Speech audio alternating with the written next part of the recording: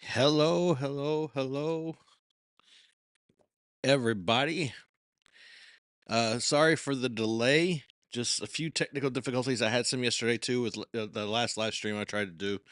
It was very challenging, a little bit frustrating, but here we are today. We're going to jump into some Pentatonix, and then we're going to look at some uh hopefully if we get people in here from my memberships here on YouTube. That a lot of people there started following me because of my Nightwish reactions, and I haven't touched on those a lot, but I recently discovered After Forever, which apparently was Floor's first band that she was a part of, Floor Jansen. So I'm excited to get into that a little bit later today.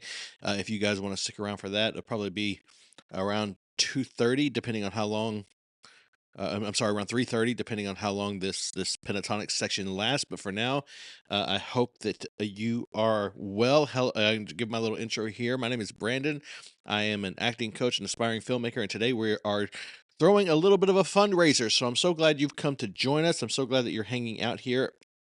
Um, I I'm basically I'm in pre-production right now for a short film that is what they call a proof of concept for a feature-length script that I've written and I would like to get produced. The way it works basically is you take a feature-length script, you break it down into a smaller bit, or you create a film sort of based in that world, and then you produce it. And obviously for far cheaper than it takes to produce like a full-length film, and then you show it at film festivals or to potential investors or production companies, and use that as a way to generate interest and hopefully find someone who's willing to pony up the dough to get that film made. I'm not asking much today. We're just looking to raise a little bit to help with things like gas, and we're trying to rent a location. So if you can, if you're able, if you're interested in helping me do that, there will be a PayPal link that I will list in here. I'm going to list a couple because sometimes I don't know if this one works or not, to be honest. The one I'm about to share, I don't know if it works. We're going to get into Pentatonix here in just a second, and then we're going to get into some After Forever just after that. I'm just posting this right now, waiting for the chat to fill up a little bit, but this is the link that I've set up that I hope will show have a an alert or something pop up on the screen, and we'll fill that little bar right up there, so that you guys can watch the progress. I've set a goal for $200 for today. So if you can uh, contribute $1, $5, $10, whatever you can, it certainly would mean a lot to me. I would really appreciate it. I'm really excited about this project. I've already got the film cast, the script is written and done, and I'm just waiting to get a few more odds and ends in place. And some of our cast is traveling. We're going to shoot this little film. It's going to be great. I'll share the synopsis later, but for now, we're going to try to get into some Pentatonix, get into some music reactions here, and see what we see. Now, what I'm looking for right now is some suggestions. I've been doing the sing off. I think the sing off, right? That's what it's called. Um, Performances from Pentatonix, and I'm having trouble finding great videos for these guys. So if you know of a good playlist, then I would love to have you send that in the chat. Pentatonix, all performances. We'll see. Apologize for the hoodie and stuff today, guys. It's cold in here, guys. It's chilly, so I'm my fingers are frozen, so I'm bundled up today. Now, I think the last one that I did, if I look just to double check, because I accidentally did one twice. I did Bad to the, I think it's Born to Be Wild. I did twice by accident, and I don't want to make that mistake again. So just let me look and see, make sure I know exactly what I'm getting into first.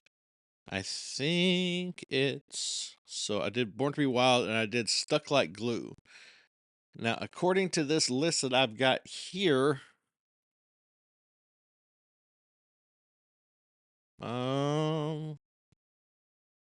Stuck Like Glue, these are just really not well organized, these lists that I'm finding here. So I'm seeing the 11th. I need the 9th performance, I think. I think that's what I'm looking for.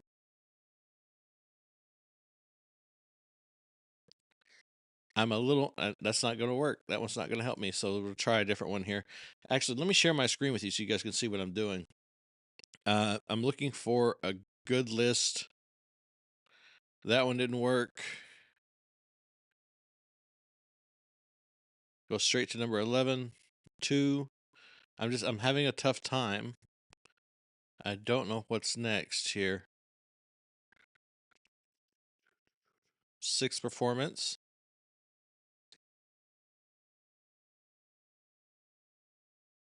I'm having a tough time. So we're just going to jump into the 11th. If you guys can help me out and figure out what I'm doing wrong here, I'm going to look at my somebody on Patreon sent me a comment that I think might help, a direct message. So I'm going to look in here and try to see. There's another list that she gave. This one here.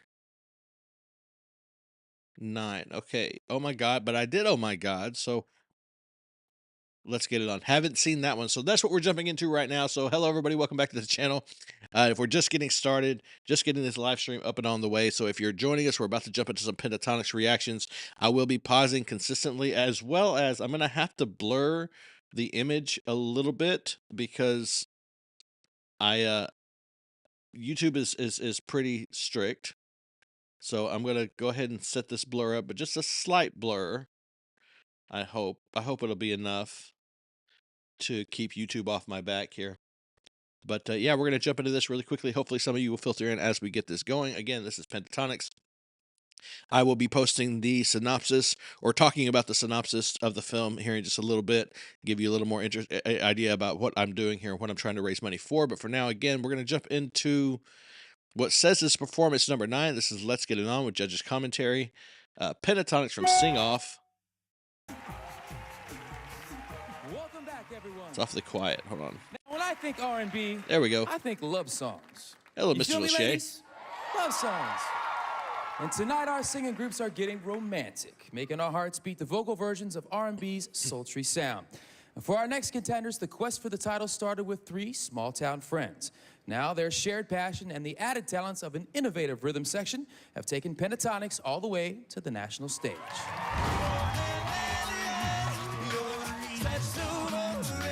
It's pretty insane that just a year ago we were putting up a little YouTube video, and now we're kind of succeeding on a national television show. Video could kill the radio star. So you guys were sent back from. One of the things that I'd heard was that, or that my patrons have told me, is that this was really early on, and that a couple of the members weren't even involved in the group when the show started, which I think is really kind of insane. Back from the future to save a cappella and do it in a futuristic way. For them to say that, we realized, oh wait, this might be something big.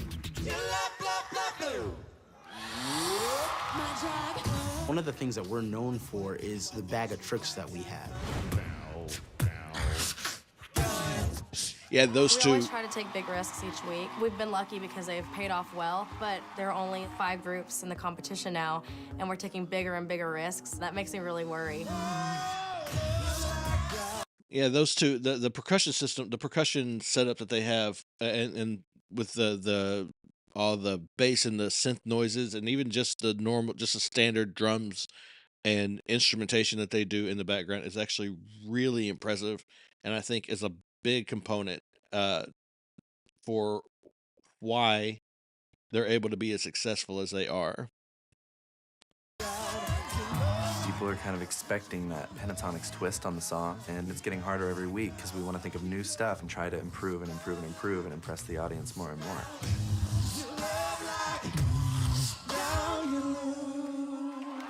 It's like really heartbreaking to think about this all ending, because for one thing, we wouldn't be together anymore because we all live in different places, but getting the recording contract would be so amazing, and to be doing this and be together, it would mean the world to all of us. We didn't even know we would make it this far, and we're kind of freaking out. We really want it now, and we really feel like we can win.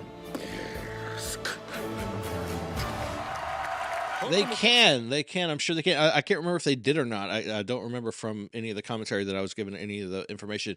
Just so you guys know, the blur, I'm going to take it away during the actual recording, during the actual performance, but I do have to put it on, and I'm pausing a little more than I normally would, just because YouTube scares me a little bit, and it'd be very easy for them to push a button or for the AI to click in, and this whole live stream gets taken down. So we're going to do our best. If it doesn't work at all, then I will be jumping over to another platform, and hopefully you guys can join me there. But just bear with me while I try to navigate this YouTube system, okay? Get some loving from the judges. Performing Let's Get It On by Marvin Gaye. Here is Pentatonix.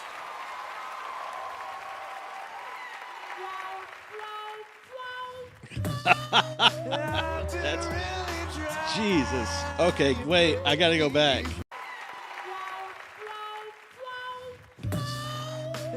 Wow.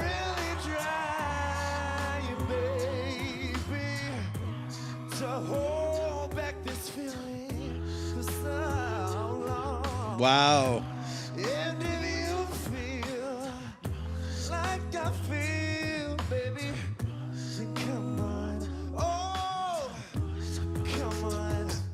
Okay, Scott is eating. Scott is absolutely eating on this one. That's so good. So, hey, Stacey, how you doing? Yeah, that's what I was told, that they needed a certain number of members, and it was just the three of them, and so they brought in Avi and Kevin.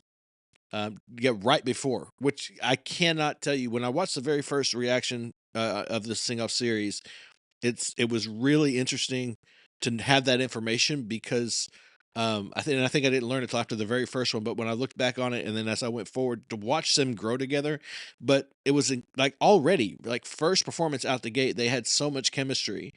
But when comparing them to the stuff that they do today, I do see the growth across the series and how much they gelled over time. It's really impressive. Let's get it on.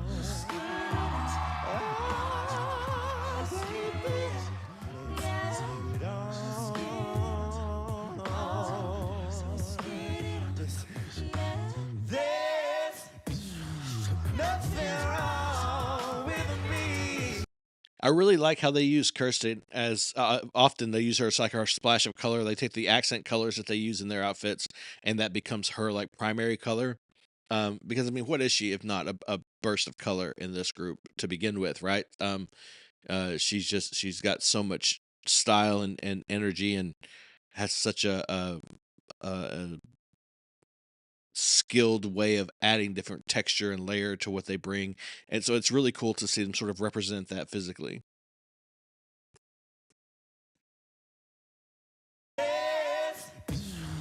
Nothing wrong with me loving you, baby.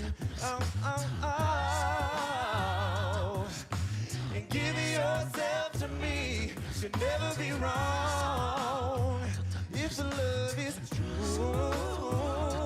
Hey. Eating, absolutely eating. Scott is he's leaning into this so hard. He's playing with it. He's doing so much to add just another level to this performance. It's so impressive.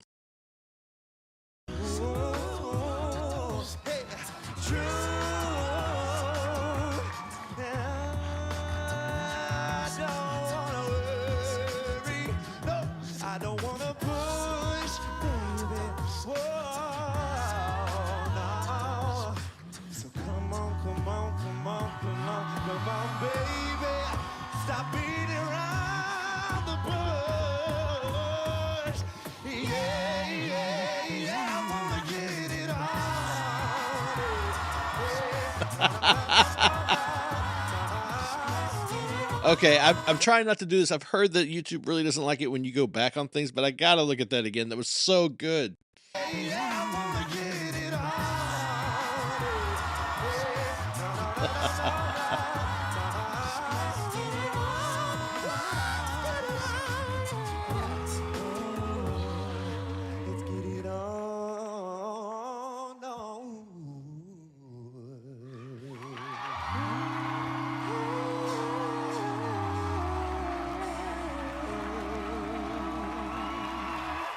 Okay. Yeah, you better stand up for that one. That's incredible. Okay, all right. So I got to talk about this for a second, then we'll get into the judges' commentary. The blur's going back up.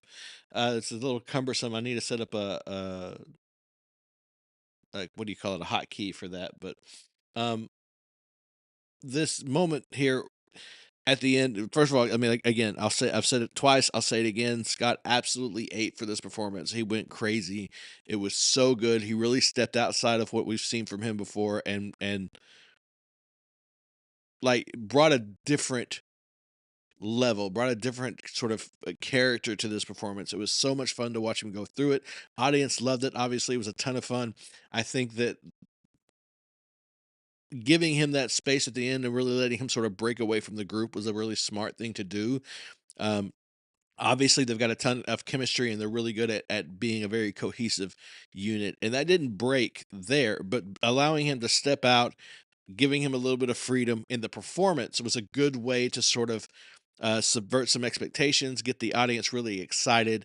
And when it comes to these live performances, I mean, especially in competitions, a big part of the process is getting the audience and the judges, but particularly the audience, excited, giving them something they're not expecting, doing something just a little bit different, a little bit off of center from where you're doing from what you normally do, and just kind of blowing up the spot a little bit.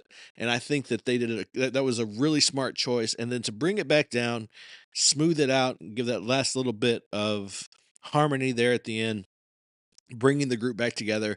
I think I'm interested to see what the judges are going to say, but personally, I think those were really smart choices, and I think they did an amazing job of I don't know, playing into the situation that they're in specifically. I think, and they of course utilize their tools really well.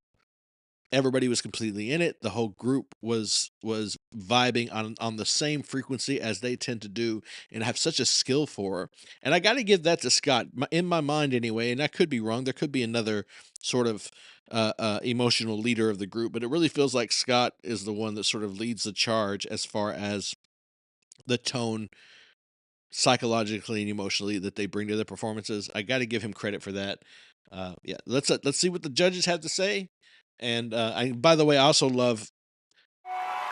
also a big fan of the way they interact with each other right here. Huge smiles. They had a great time. Looks like the other groups absolutely loved it. I'm excited. Man. Very smooth. I have a feeling I don't even need to ask this question. But Sean, were you feeling it?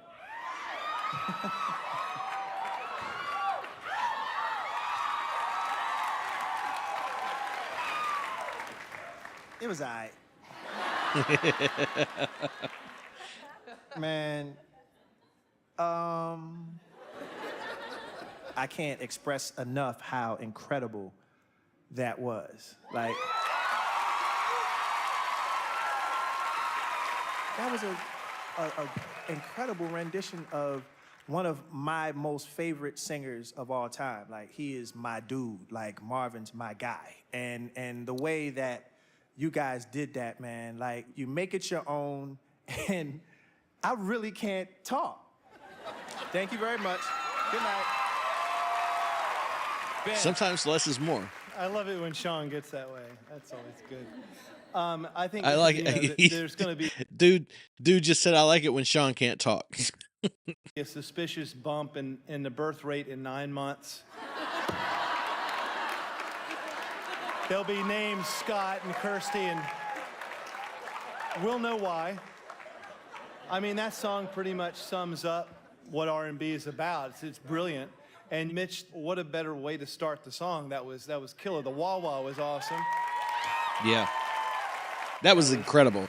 That was one of the more impressive. And like I've heard him do a lot of crazy things. That it never stops blowing my mind how skilled these guys are at creating sounds with their voices. so that it doesn't sound like voices. And I know that's a really basic like definition or explanation of what it means to do what they do, right? Beatboxing, the harmonizing, vocalization, I get it. But to me, just as an audience member, it's super impressive whenever they're able to do it so well that you really couldn't, if you weren't looking, you wouldn't be able to know that that wasn't an instrument or a synth of some kind, right? And It's so it was impressive. great. I can't do it justice with words either, but we'll look after that statistic in 9 months, and we'll see if my theory holds up.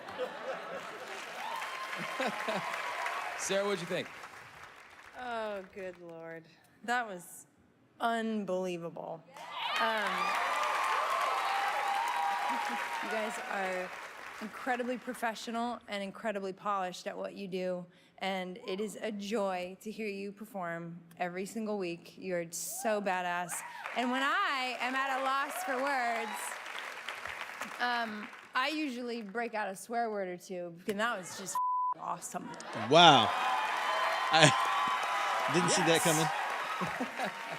Thank you, Putting the judges. censor through their paces. And we'll find out soon if Pentatonix will move ahead to the next round. Thank you, guys. Great work.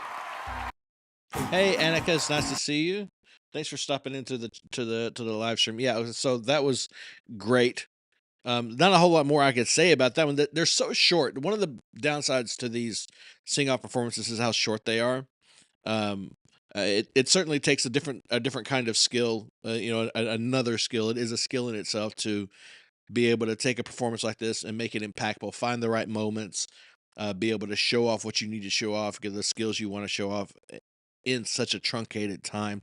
So that's in and of itself, that's impressive. But that was really great. Now I'm doing my best here to follow along according to this list. That was number 9, and according to this list, this is number 10. So we're gonna get into that one in just a second. Take a few minutes here and I'm trying to do something over here so that I can make this a little easier on myself, but it's not. I'm not finding what I need to find.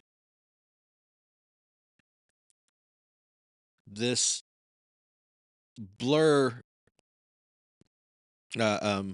effect that I've got on the video for a lot of the judges stuff. I'd like to be able to I would like to be able to undo that as much as I can during the actual performance. I'm trying to find a way to, without having without having my computer like go dead on me. But anyway, so that was Pentatonix singing Marvin Gaye, Let's Get It On. Beautiful performance. I thought it was really amazing. We're about to jump into Since You've Been Gone, Forget You Master Mix. I don't recognize Forget You off the top of my head. Since You've Been Gone, of course, I don't know anybody who doesn't know what that song is. And I love Kelly Clarkson. I think she's amazing. So I'm really excited to see what they're going to do with that. I'd be interested to see if they do anything with it as far as the style, or if they're going to kind of stick closely to them. Usually when you do mashups, the melodies are pretty true to the original because you want it to be recognizable.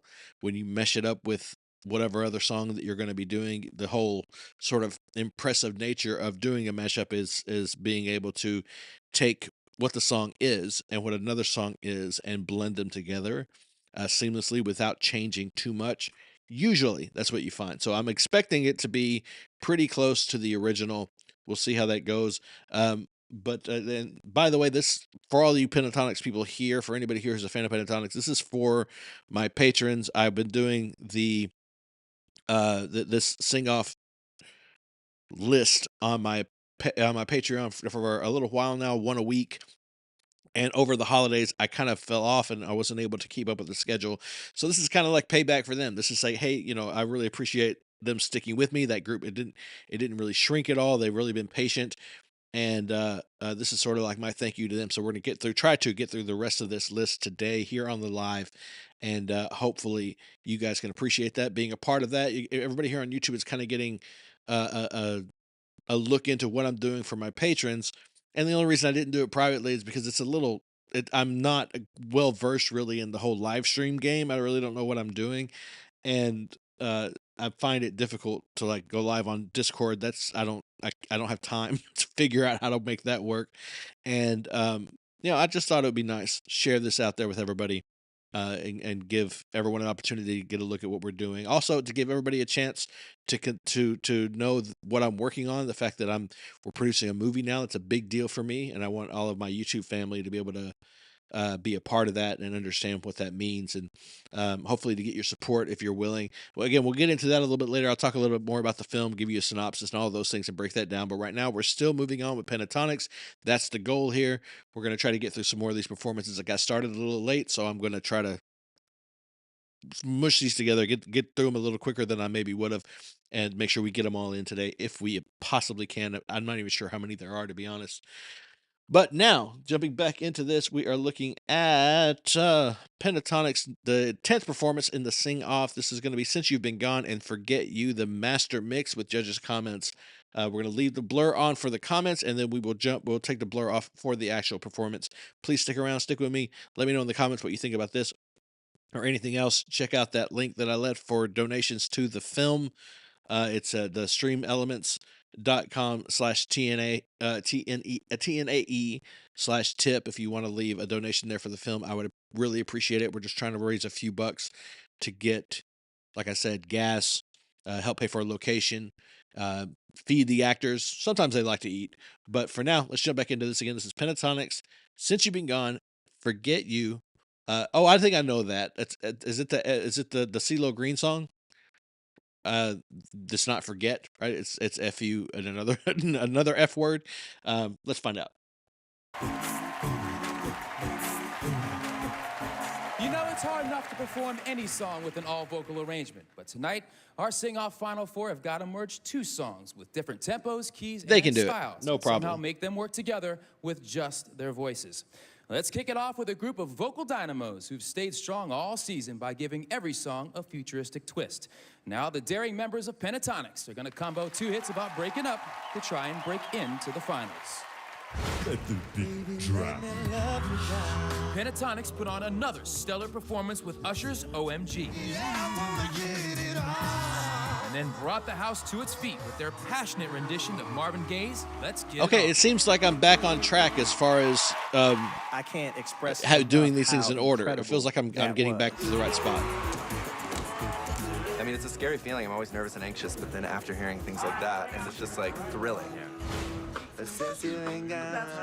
This week, we're doing two songs. We're doing a master mix of Since You've Been Gone and Forget You. With our master mix, Oh, they are we're having changing it trouble up. jumping from song to song. I think that knowing that this is the most important performance of the season is kind of freaking us out, and I think it's hurting our arrangement. I'm just so afraid people are gonna be like, they ruined Forget You, or they totally ruined Since You've Been Gone, because we're changing it up so much. We're just not sure. Oh. People will say, you know, Looks like I was this is completely the group wrong. that needs to win. I don't know if we can do this, seriously.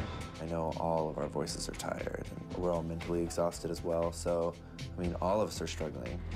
This is the last opportunity to show America we want this. We want to be here. I guess you never felt. No, you were doing something wrong. Yeah, you did an extra line. We really want to win so we can keep doing this and go on tour and record and live our dream together. We don't want this to be... Why does it hurt me? Like, why does it actually hurt me a little bit when he looked over at Kirsty and said, "Kirsten, you're doing something wrong," and Scott's looking at her and she's got this look on her face. Why does that actually hurt? Like, it feels like I'm not.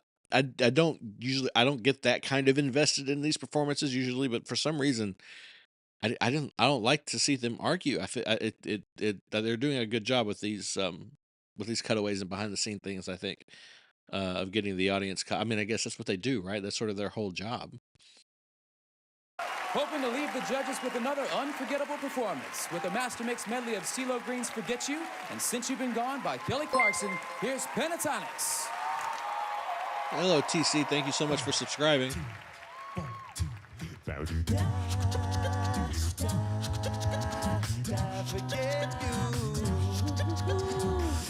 Here's the thing, we started out friends. It was cool, but it was all pretend. Yeah, yeah. That's an interesting tone to her voice. I want to hear that. I want to hear that one more time. That's a really interesting tone to her voice coming in there. I don't think I've heard her. She has this sort of like I don't know. I'm not a vocal person, but she's doing something where it almost feels a little more in her throat, maybe a little more nasally. I don't know what she's doing with her larynx and the different thing. I know that all of that, you can work with all that to kind of adjust the sound and give yourself a different tone, a different color. Whatever she's doing, it's really interesting. It's different for me from what I'm used to hearing from her. We're gonna go all the way back to the beginning.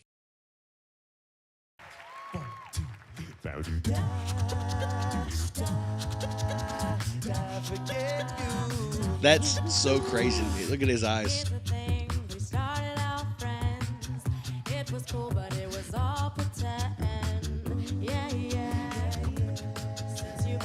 That attitude from Scott. And from her.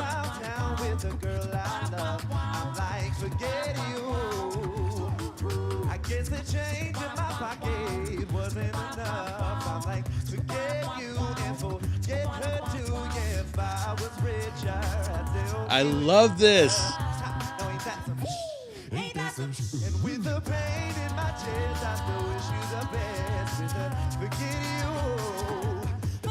Could this be any more musical theater? Like they're playing this out so cool. So you got the background, you got Mitch and Kevin back there doing their thing, and they're interacting with both, giving their little shoulders and shrugs and things, and really playing the character. You got Scott over on the side playing the jilted lover guy. You got Avi and Kirsty over here flirting it up, and this is such a fun sort of dynamic. That look that Scott gave Kirsty when he started his verse, I see you driving around town, and then when Kirsten looking back, that was fine. I wasn't expecting it to go back and forth like that. They cut back to Kirsten and she's got this scowl on, like, what's your problem? That's really cool. I'm really happy with what they're doing with that. I think if I were the judges, just adding that element by itself would just it would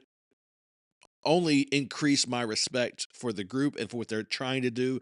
For me, even more than the performance, even if the performance wasn't as or won't be as good as another, and I don't know, I haven't seen it yet. I'm not saying that, but even if it wasn't, even if vocally it wasn't what you would necessarily want, or if maybe the judge, if I were judging and I didn't particularly care for the arrangement, it wasn't super awesome, it didn't blow me away, adding that element to it and really playing into the characterization and making it visual, what it would say to me is that this group is taking this incredibly seriously. They're working really hard, and they have a real desire to get this done, and they have the sort of the drive to act on that desire. It's just another level of commitment that I think is really impressive and really important for a group in a situation like this to show.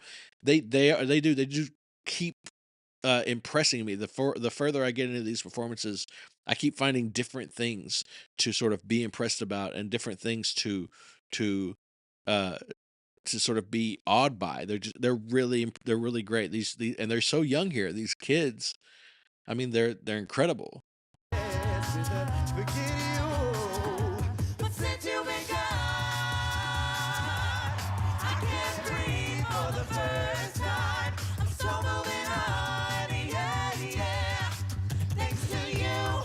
Wow. You guys hear that drum line back there? Listen, I think that's Kevin. I think it's Kevin. Right here. That's incredible. It's so impressive.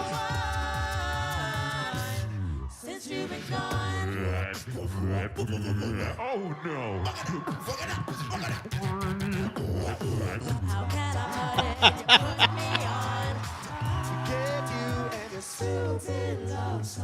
Wow. It's so low in her range.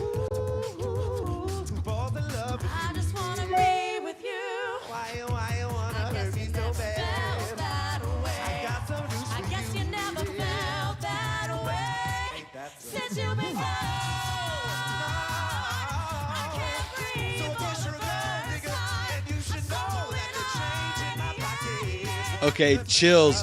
I'm getting chills now. This is so good. That moment, it got a little. I for just a minute for just like a few seconds, I started to wonder if I was going to get lost in the mix they were trying to put together. But it didn't take, I mean, literally 3 seconds, and I was right back in it, and I found the flow that they were going for, and so I kind of settled into it. And then when they really, like when the Since You Be Gone kicked off again, and and Scott was just interjecting lines from the other song from Forget You from the other side, and it was playing together so well. The energy rose up. I legit got chills from that. That was really, really good. I want to hear it one more time. YouTube, be nice to me. Right here.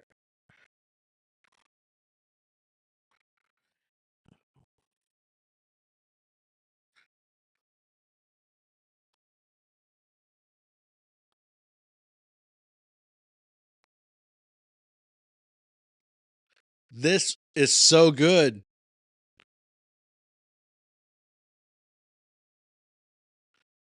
And they held it. Look, they're still holding character. Scott, only when he turned back did he let it go. Kirsten was still holding on to it. The rest of them were holding on to it. Again, it goes back to me saying before what I think. I really think that Scott feels like sort of the emotional leader of the group because they were waiting for him to drop the character before they let it go. They were all 4 of them were staying in that moment as Scott walked away, and only when he fully turned around could they see that he dropped, and then you could see them let it go.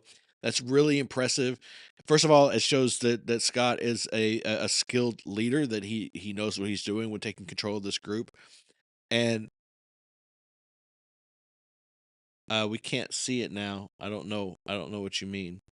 When I'm talking and I have it paused, I go away from the video. That makes me a little nervous.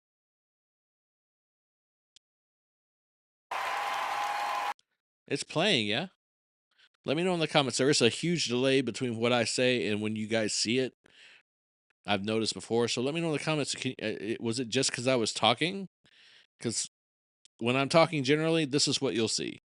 But I won't play the video during this normally. Anyways, getting back to my point, but do let me know in the comments about getting back to my point. It's an impressive skill to be able to take a group like this, especially under such stressful circumstances and in such a quick fashion, and be able to earn that kind of respect, and manage a group like this. It's really impressive. The whole performance was great. That last little bit, it just got better and better. It just kept getting better and better. I was liking the beginning. I had my thoughts about it, and then the center came, and again I got a little lost for like a half a second, and then it really gelled together again. And by that last section, it was all working, and everything was exactly where you wanted it to be. It's like they brought us through this progression of them gelling, like intentionally, like they started off and working these little disparate areas of the song, leaving the 2 songs with a little bit of space between them, and then slowly shuffled them together as the performance went on until they were cohesive and really interlocked. And it felt intentional. It felt like that was what the plan was. They were looking to go through that process and bring the audience along. And if that's true, considering how long they've been together and how young all of these singers are at this time, that's so incredibly professional. Oh no. Did you guys not see any of that at all? I tell you what, we'll go back and we will look at that last bit again so you can see exactly what I'm talking about. We'll hear it one more time. Thanks, David. I appreciate that. Nope, not that. Right about here. We'll just listen to it again. I'll have to stop one more time for copyright, but we'll listen to it one more time.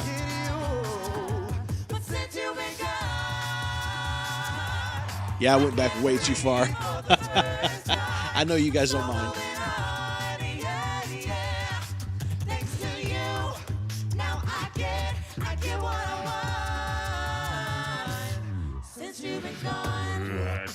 Now, this little bit was really fun to me too. I didn't even stop and talk about it, but we'll stop in just a second after this little, I don't know, the little showdown between Avi and Kevin happens. Just so you guys know, the reason I go back and forth like this, I do it in my videos, but I get to edit it. The reason I'm doing it here, I'm really trying to guard against YouTube's copyright policies on lives. That they have a tendency to hop in and they can completely shut the live down if they want to, and it doesn't take much to make that happen. So that's why I keep going back and forth, just to kind of break up what you're seeing on screen. It is possible I forgot to go back to the screen. If that's entirely possible, if that happened, and if it did, I am sorry. But we'll try to get into it here. It was just so much fun to watch them go through that together. I love that moment.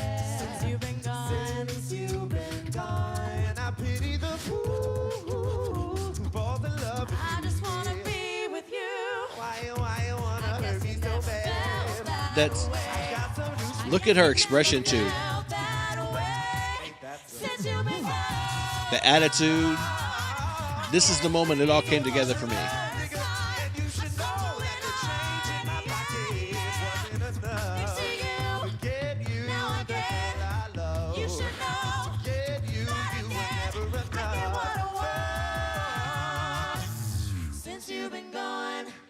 And then watch some guys hold it, and then Scott turns back, and then they let it go. Kirsty's mic starts coming down. That's the moment you get to see those guys all let it go. When he turns back and they see that he's dropped the character, it kind of gives them permission to drop it as well. It's a really impressive from the position of leadership in a group like this to, again, have gained that kind of respect so quickly. And at such a young age. It really speaks volumes about who Scott is as a person and who he is in this group and what they think of him.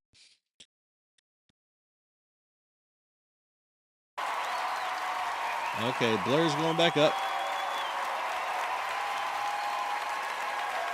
That was crazy.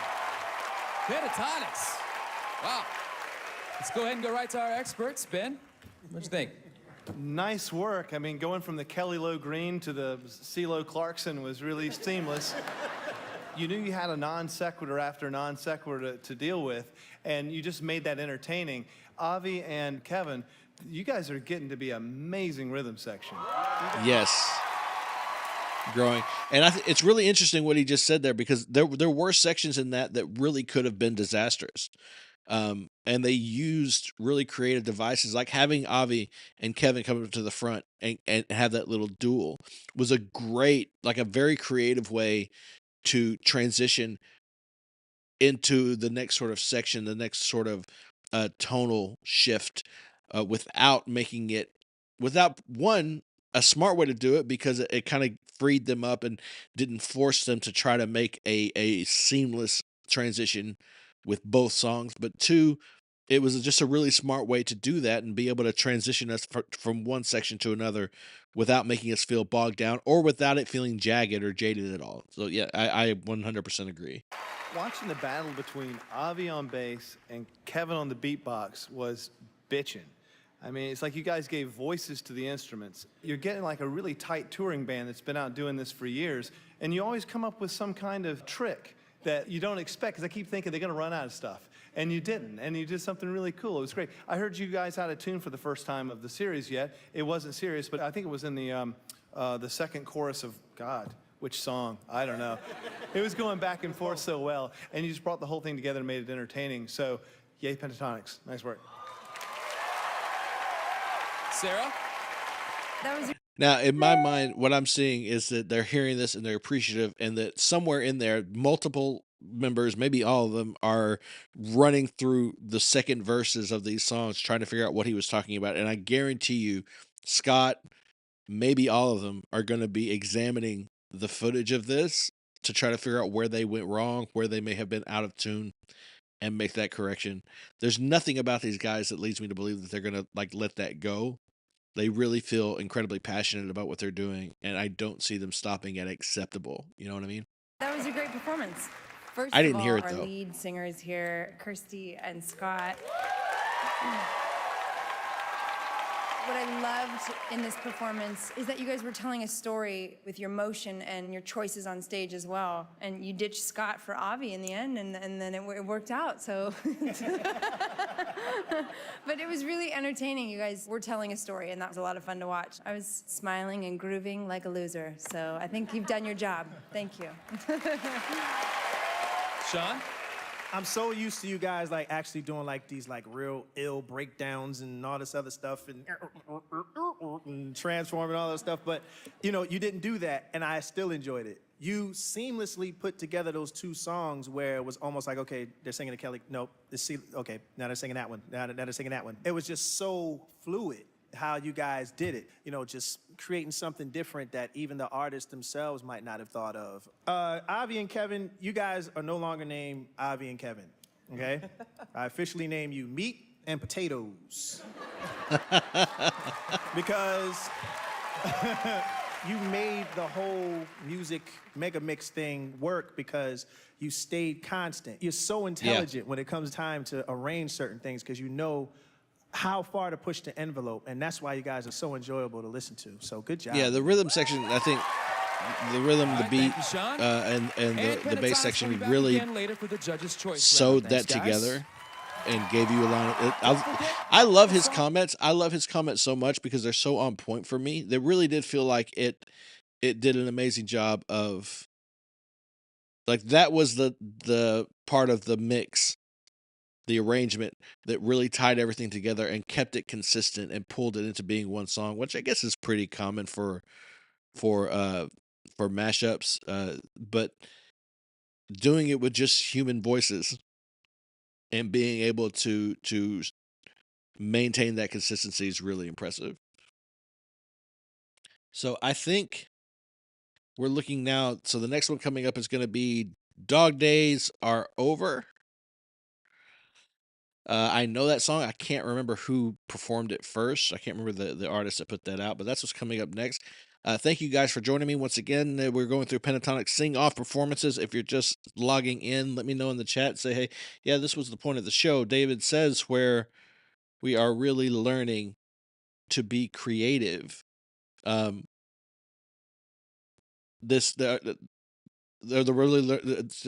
Where we really learned how creative they could be with their arrangements. I mean, I've been impressed with their creativity from the beginning, but doing this mashup like this, it does show a different level. And you saw them struggling with it too in the sort of pre-roll that they did. They were having a tough time, and I cannot imagine. I mean, I've worked in collaborative groups for different types of creative projects, but with music, there are so many elements that just aren't present in so many other different kind of artistic pursuits, right? That especially when it's a cappella and you don't have a track to sing along to or a band that's going to take up some of the slack. When you've got to do everything yourself, the amount of creativity and the ability to work together and come together on ideas to bring together disparate thoughts and make decisions and pull out a cohesive performance is really impressive. Okay, so we are looking at the next one here. I've got to figure out a way at some point in this. I'm going to need to take a break, and I'm trying to figure out what I can do for you guys to put on the screen so that you won't be entirely bored while I'm doing that. So if you have any ideas, let me know in the chat. Something I could put on that wouldn't scream from the YouTube copyright bots won't just attack me for. But for now, we're going to jump straight into the next one. I just want to thank everybody who's showing up, who's visiting here, spending this time with me. I appreciate it. We're going through the sing-off performances of Pentatonix. We started at number 10, I believe, or number 9. I don't know. These are all numbered weird. This one says number 10 again, but I'm pretty sure that one was number 10. Maybe there are 2 performances. I'm kind of getting lost. This is episode 10. Of the sing-off of season 3 of the sing-off. Whichever performance this is, we're jumping into Dog Days Are Over with the judge's commentary. Just so you know, you will see a blur over the commentary from the judges before and after. I take the blur away during the performance. I want you guys to be able to see that, but I'm just doing everything I can to try to mitigate the possibility of this thing getting stricken by copyright claims or getting taken down, because then nobody will get to see it. So we're going to jump into this. Again, this is Pentatonix. The Dog Days Are Over. Stepping up to the plate for the Judges' Choice Challenge. The experts chose the playlist, and the top 4 have got to deliver because $200,000 and a recording contract are up for grabs. First up is our Texas team that's always pushing the limits of a cappella. We checked in with the judges to get their thoughts on the inventive vocalists of Pentatonix. Pentatonix, freakish. These guys are making it hot with 5. That's hard to do. Oh my gosh, fell in love with you. Every one of those kids packs a punch in a big way. For you, I'd risk it all. I think Pentatonix could be competitive in the music world. They're really innovative, and they fuse pop and a cappella and make it into this really cool thing. You're doing things that are the future. Their arrangements are very risky, and they work. They did some real ill stuff with Video Killed the Radio Star. They made themselves skip.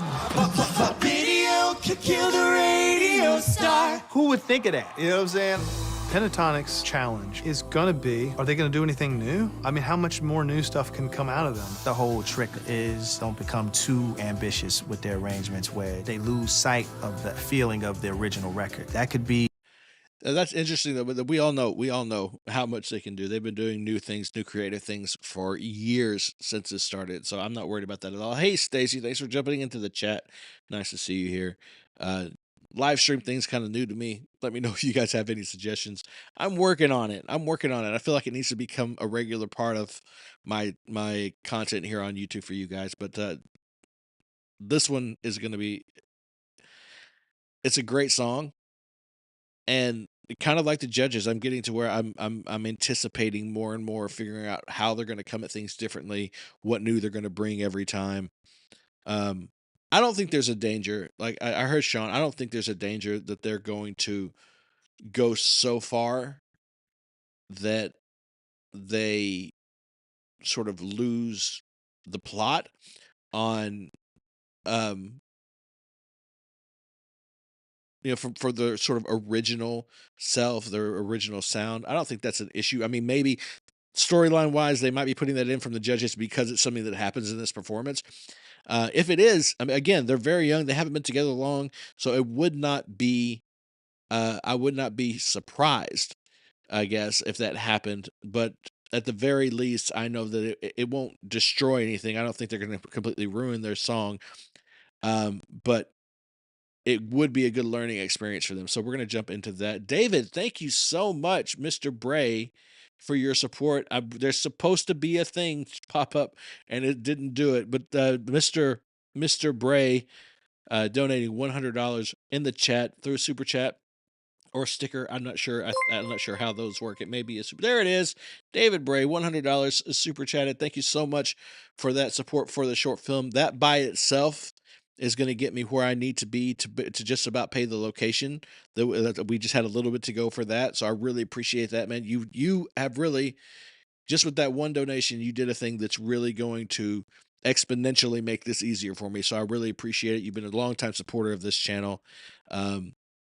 So thank you so much. If you guys are interested in donating to help me shoot this short film, to get this made, to try to get a feature length made, as I get support from the YouTube community, I will be sharing behind the scenes stuff. I'll be sharing different updates. I'm going to try to get some of the other people who are involved, the actors involved in these live streams in the future. I was supposed to send them the link to this, by the way, and I just remembered that I didn't do that. But thank you so much again, David. That's really incredible. It's a huge donation. I really appreciate it. I'm getting used to what's happening with my OBS because of that. The things are changing over here, but I really appreciate you, man. You really have been supporting me for a long time. Let's jump back into this one when we get done here. After this performance, I will give you guys a synopsis of the film and give you more of an idea of what I'm trying to create so that you might feel inspired to join David and help me make this happen. But let's get back into this and see what Pentatonix the difference of them staying is going to do for this performance. Let's see if the judges' fears are warranted. For Pentatonix. Sarah, what song did you guys choose? Well, Pentatonix has a style all their own, and they are always so innovative in their arrangements and pushing the boundaries. So we wanted to challenge them to reimagine a song that has a lot going on, a super powerful lead vocal and some pretty serious drums and percussion. So we chose Florence and the Machine's Dog Days Are Over. Oh, they didn't even get to choose a performance. Sarah. Hoping this day ends with a spot in the finale, performing this year's mega hit, Dog Days Are Over by Florence and the Machine. Here is Pentatonix. Happiness hit her like a train on a track.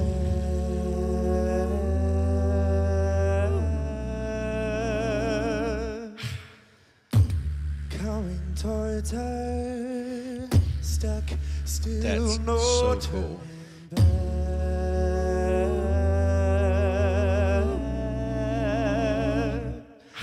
She hid around corners and she hid under beds. She killed it with kisses and from it she fled. So really quickly, I've got to stop it because this intro is lengthy and I don't want YouTube to snag this. But the way they came into this, first of all, of course, Avi and Kevin are blowing my mind like they always do. Whenever the backing vocals started, again, it's just building one layer on top of the other, and they're just mixed in so well. The placement is so perfect. I don't know. I'm gonna end up running out of things to say because I can't break down the vocals the way a singing coach could, right? Or the way a vocal coach could. But performance wise, they're just so layered together. And it's one of the most impressive things I've ever seen. Kisses and from it she fled. The dark days are over. The dark days are done. That bass line. The horses are coming, so you better run fast for your mother, fast for your father, run for your children, for your sisters and brothers. Leave all your love and your longing behind. You can't carry it with you if you want to survive. The dark days are over. Nice. The dark days are gone. Can you hear the horses? Here they come.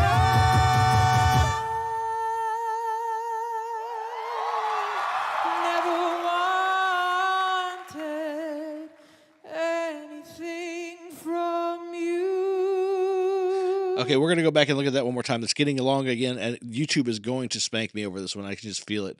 But I'm gonna go back to that transition. That was such a cool transition to get into, using Mitch that way, and his voice is absolutely perfect for this. He's already looking like he's settling into it. I think earlier on, I maybe made a comment in one of the earlier sing-off performances that I can really see the difference between Mitch way back then and Mitch now, how much more comfortable he feels with himself, how much more comfortable he sort of feels in his skin and his voice to really be free and do what he does to the fullest. And this is a little sort of foreshadowing of that. He's really sort of being the Mitch that I've come to know and love in the more say modern performances, the more recent ones.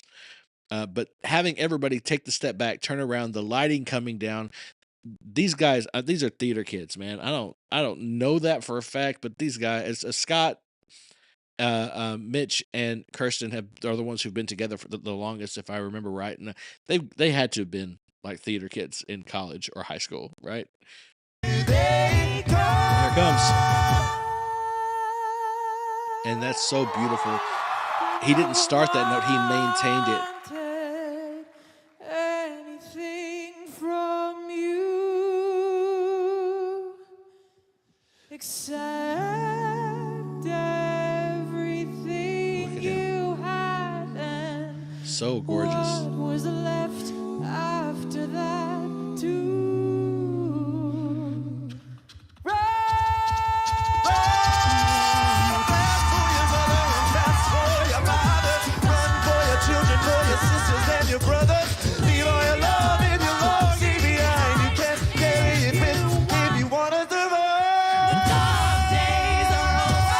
That bass line is killing me for this one. That's crazy.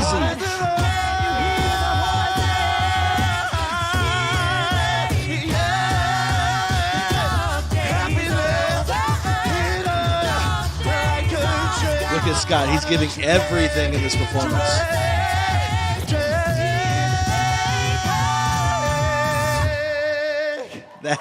That last note from Kirsten was great too, and I heard Mitch in there. That was so good. We're just a few seconds. I'm gonna go back and just see the last few seconds of that again. I would love to listen to, like, since it kicked off, since the drop. I would love to listen to the whole thing again. I'm just trying to be safe, but I'm going to at least listen to the last little bit. That was so good.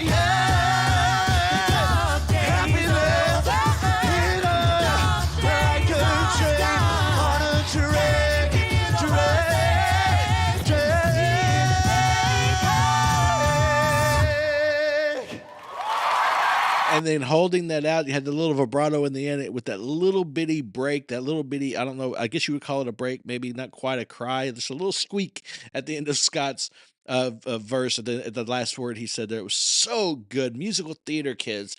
That counts. That's exactly, I mean, look, we did musical theater too. I just avoided the singing roles. Okay. I think my favorite musical performance that we did while I was in college was we did Taming of the Shrew, and that was a lot of fun. I played the father, so I really didn't have to sing. There were some ensemble pieces where everybody was supposed to sing, and I did just quietly, so that I wouldn't ruin it for everybody. So, but yeah, musical theater kids, absolutely. It's just a certain vibe about them, and they really know how to perform. They really know how to build a scene. So that was Pentatonix singing Dog Days Are Over. Such an amazing performance. David, you're absolutely right. Avi and Kevin went off in this performance from the very beginning. They're always impressive. And they're always sort of the core of the performance. They're holding it down. That's what the rhythm section is. So, it's the beat by which the rest of the song kind of measures itself, right, and through time. And that's obvious. Again, that's another really simplistic or another definition of a very simple concept that I'm giving you today. Forgive me, I'm not a music performer. That's not my area. But just from a performance perspective, the way they came into this one as an audience member, from the very beginning, they were front and center for me. The way they performed in this one, the way that they layered them into the mix, it's crazy that you can take a group like this with so many talented people, and in this one you can say, and I'm betting it was a conscious decision. I'm betting they were saying, okay, this is the perfect, we've come up with this arrangement. This is the perfect time for us to be able to feature the bass section, the rhythm section, and really be able to make that prominent in the performance, because of the nature of the song and the way they put it together, that really lent itself to that. And they just gave them the floor. Like, they were front and center, and everybody else were singing with them, right? It was so good. I was completely blown away by it. So let's check out the judges' commentary. I'm really excited to see what Sean has to say about this one, but we're gonna turn on that blur again. Sorry about that, guys.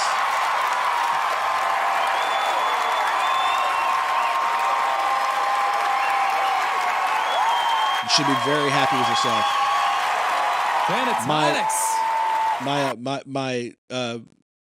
My like the theory I posited, that them putting that into the intro where they were talking about, not getting too far away from what they were originally, might be foreshadowing that it might happen. That turned out to be wrong.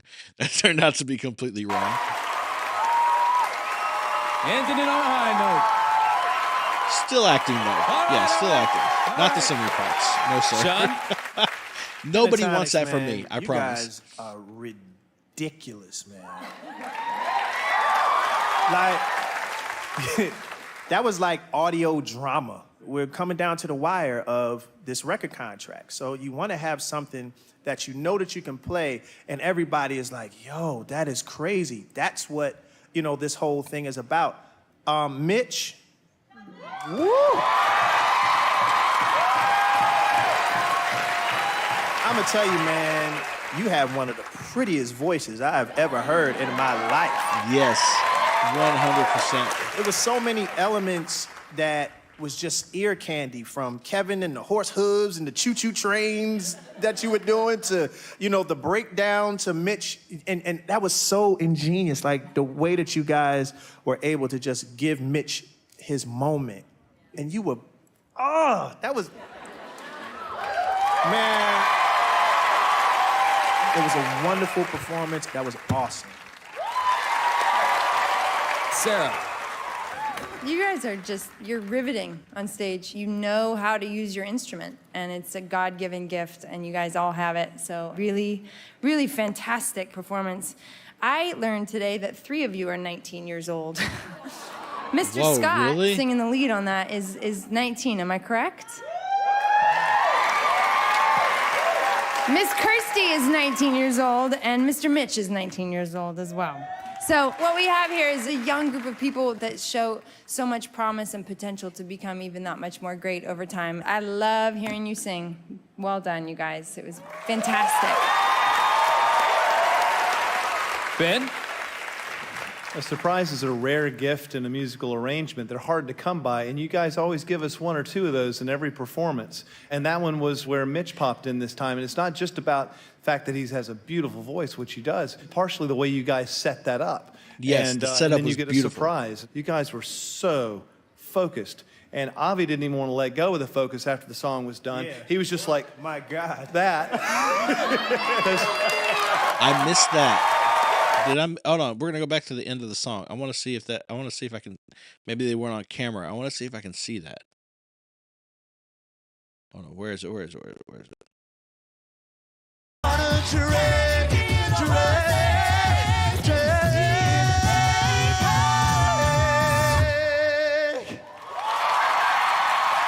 Yeah, okay. I got a small little hint of it. It would have been really easy to miss because he was in shadow and they only cut to it for a second.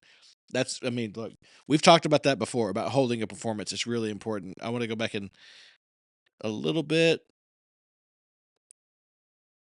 I think there was something that Sarah said that I really wanted to focus on too. Mr. Scott, singing the lead on that, is 19, am I correct? That's what it was. I really wanted to comment on that for just a second because I didn't know they were that young. I've mentioned twice or 3 times since we've been here live, multiple times, that they're young. But 19? Are you serious? I was thinking like they were theater kids in college until they graduated, which I thought had already happened. That's crazy that they're 19. Surprises are a rare gift in a musical arrangement. That's They're hard nuts. to come by, and you guys always give us 1 or 2 of those in every performance. And that one was where Mitch popped in this time. And it's not just about the fact that he has a beautiful voice, which he does, partially the way you guys set that up. And then you get a surprise. You guys were so focused. And Avi didn't even want to let go of the focus after the song was done. Yeah. He was just like, My God. that.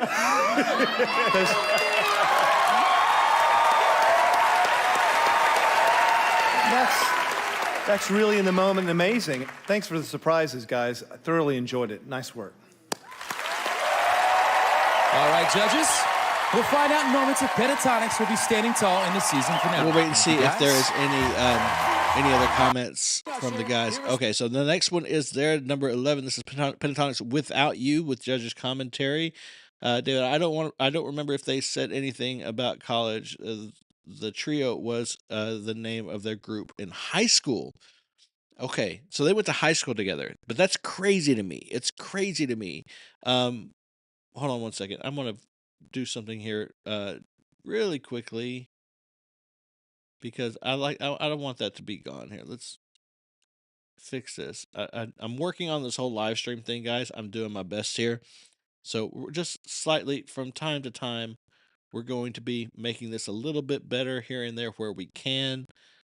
So hopefully that helps a little bit, but I don't know, the placement's weird, but anyway, it's fine.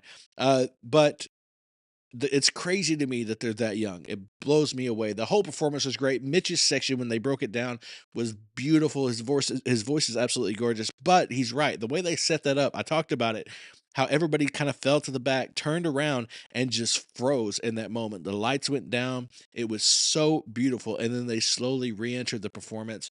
It was such a wonderful job of theatricality. It was such a wonderful way to put that together so that everybody could shine, everybody could have their moments, but nobody was left out. It's really great. And nobody felt like they were being put on the back burner. It was just everybody doing their part and the unit themselves really shining together. That was absolutely gorgeous. Stacy, I would love the college to be on the.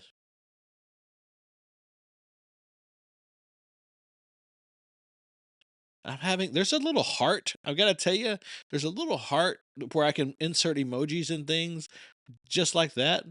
Now I can't see chat at all. Hold on, it's disappeared.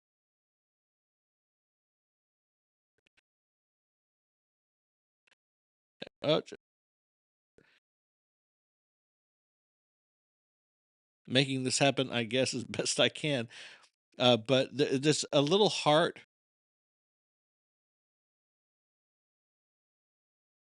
Now the chat's gone.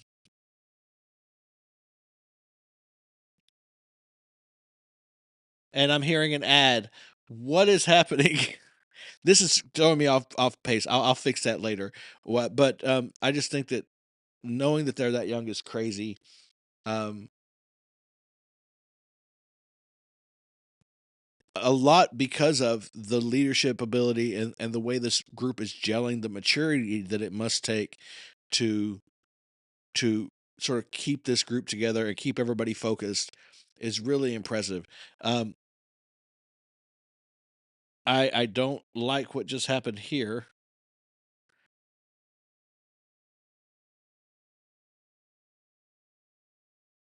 I don't like this at all. This is horrible.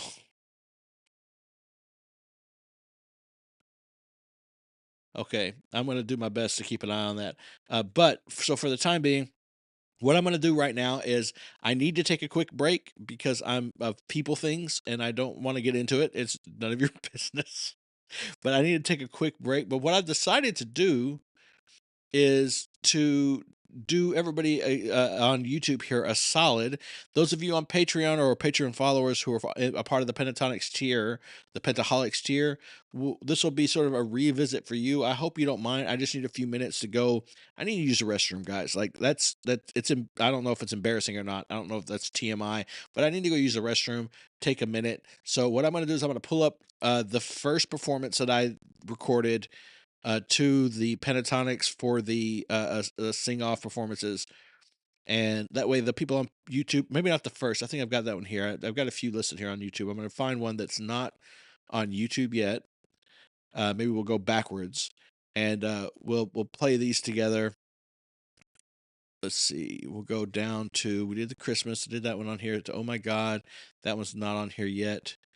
I don't think the Britney medley is here, but we just did that one on YouTube. Let me double check and see what the last one was that I put on YouTube really quickly. Pentatonix. The last one that I put on YouTube, it looks like before Christmas was a lot of Christmas ones here. A lot of Christmas ones. The sing off video killed the radio star, Piece of My Heart. So Love Lockdown. We're gonna take a look at this one. I'm gonna put this video on screen for you guys. If you don't mind, I hope you don't mind. That way I can take a quick little break and go handle my business of things I didn't do. I'm going to get something to drink and use the restroom. I got about 10 minutes here, so I hope you guys enjoy this. Wow, my hair was really long. I got to be honest, I missed that long hair. My hair was super long. I missed that, but I'm not able to I went to get it trimmed, and then they actually cut it completely off, like really far, and I wasn't willing to go through the process of growing it back out again, so I ended up just cutting it all off. But I'm gonna take a quick little break. I'm gonna go use the restroom and get something to drink, and this will play. This is about 10 minutes. Excuse me, it's about 10 minutes long. So for those of you on YouTube who haven't seen it, I hope you enjoy it. For those of you on Patreon who have, I hope you don't mind a quick revisit. But yeah, we're going to take a quick look at this, and I will be right back with you guys. Hello, everybody. Welcome back to the channel. Once again, my name is Brandon. I'm an acting coach, and today we're jumping back into Pentatonix. This is another one for the Patreon. This is the 5th performance by Pentatonix in the show Sing Off, the 3rd season of that show. This is a Love Lockdown Kanye West cover. Can't wait to jump into it for all of those on Patreon who support the channel. It means the world. It really does. Without you guys and without the rest of you who support through Patreon, PayPal, or YouTube memberships or any other way, this just could not happen without you. So thank you so much for being there for me. As much as I enjoy making them, I hope you guys enjoy watching them. If you're watching on YouTube, please subscribe to the channel, hit the like, leave me a comment, do all the things. If you can't think of anything to say, just leave your favorite emoji down in the comment section. Really does help out the channel. But all that being said, let's just jump into this one. This is again Pentatonix singing Love Lockdown. Next up, a group of a cappella remixers who always put a futuristic spin on modern music. Now Pentatonix is gearing up for a hit from a hip-hop artist known for being on the cutting edge. Last week, Pentatonix brought their twist to a new wave classic. Once again showing that they're pushing the boundaries of all vocal music. I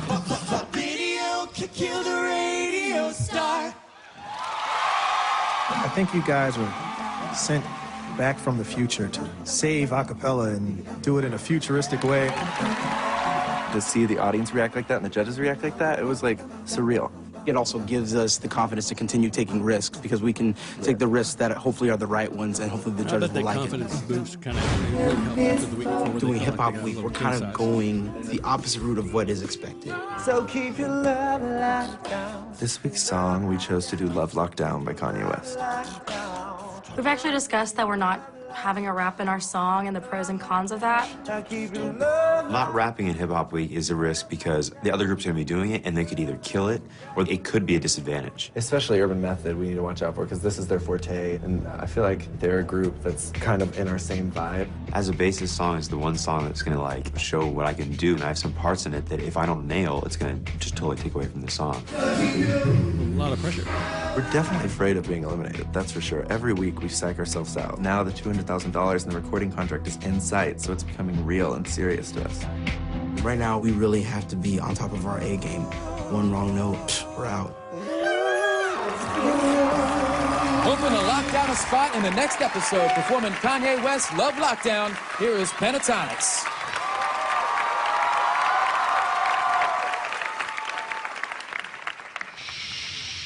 I'm not loving you the way I wanted to. What I had to do, had to run from you. I'm in love with you, but the vibe is wrong, and it haunted me all the way home. So you never know, never know, never know enough till it's over, love, till we lose control. System overload, who's screaming no, no, no, no, no. I'm not loving you the way I wanted to. See, I wanna go and escape from you, so I keep it low, keep a secret code, so everybody else don't have to know. Hold on. I haven't paused it yet, but we're going to take just 1 second because that was really cool. I didn't expect to hear that coming out of Scott's mouth. So I keep it low, right here. keep a secret code, so everybody else don't have to know. So keep your love locked down, your love locked down, keeping your love locked down, your love locked down, keeping your love locked down, your love locked down, keeping your love locked down. You lose. I'm not loving you the way I wanted to. I can't keep my cool, so I keep it true. I got something to lose, so I gotta move. I can't keep my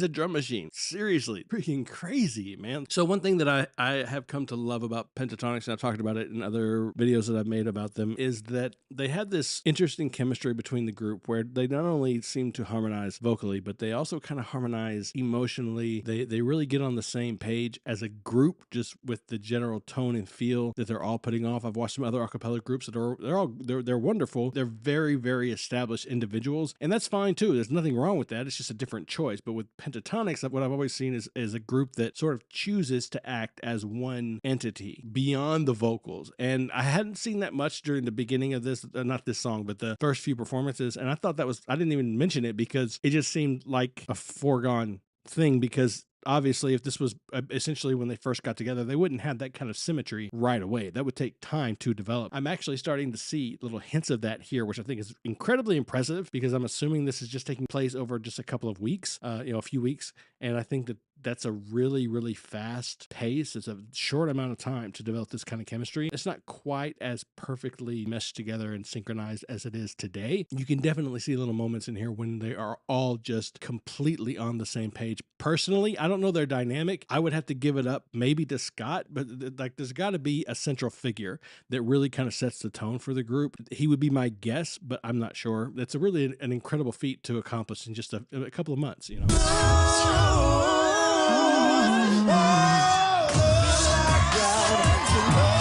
That bass is so rich.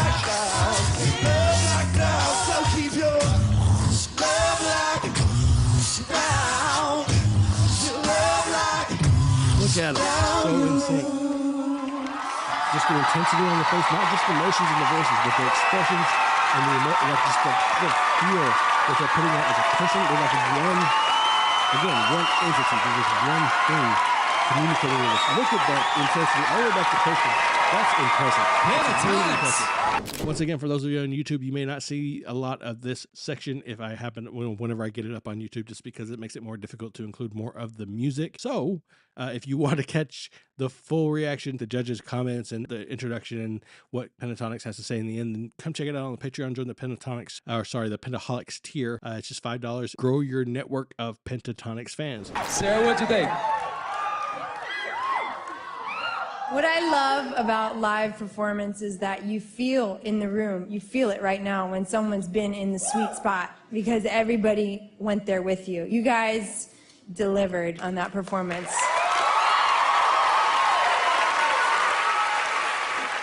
Kevin, you said it in the video about taking risks and feeling validated, and I think you guys have this really unique niche. You know how to push this genre and this format to the edge and do it really, really seamlessly and really well. So kudos to you.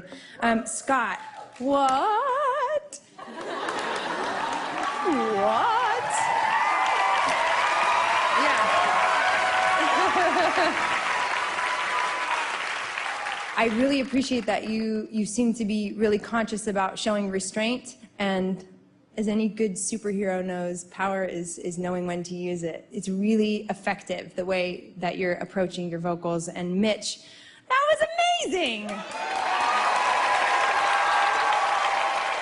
Avi and Kirsty as well. Like, you guys are, everybody's part is well placed and well thought out, and you guys are such a tight ensemble. It's really, really stellar. Of her comments, yes, I actually agree. I think they just fill up a space really well together. Their voices are so complementary, and I think I talked about it before, but yeah, Scott has really good instincts. He's very smart about how he uses the different sort of textures and sort of the different gears that he can get into with his voice.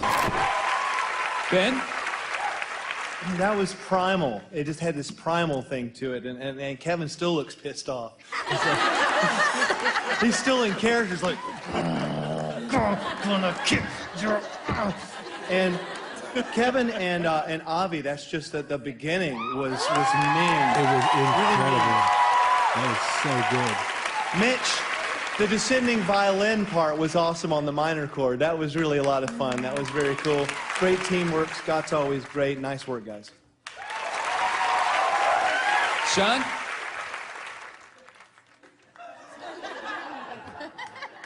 You know how, like, something's real good, that, like, you make, like, an ugly face? You know what I'm saying? Like when you hear something, you go, ew, ugh, ugh. Like it makes you sick to your stomach. It was, why though? Why? Why did y'all do it like that? Like, listen, being on the sing-off ain't just for y'all. It's for me too. Because I sit and I'm in awe of all of you. You know what I'm saying? Like, and I get little pieces. Listen, I'm still a performer, so you best believe all the things that I hear tonight, I'm like this on the low-low. The cool thing about y'all is that, like, you can single out everybody's part. Like, that's what makes Pentatonix, all 5 of you. You know what I'm saying? You guys have always been risk takers. I like and that comment. It's worked in your favor. Like, as Ben Folds would say, he would say, you guys are from the future. That's good. Man, that performance was cold, man. Good job. I like it. Thank you, Some of those judges. comments are really good. All right, we'll find out soon if Pentatonix has secured a spot in next week's show. Thank you, guys.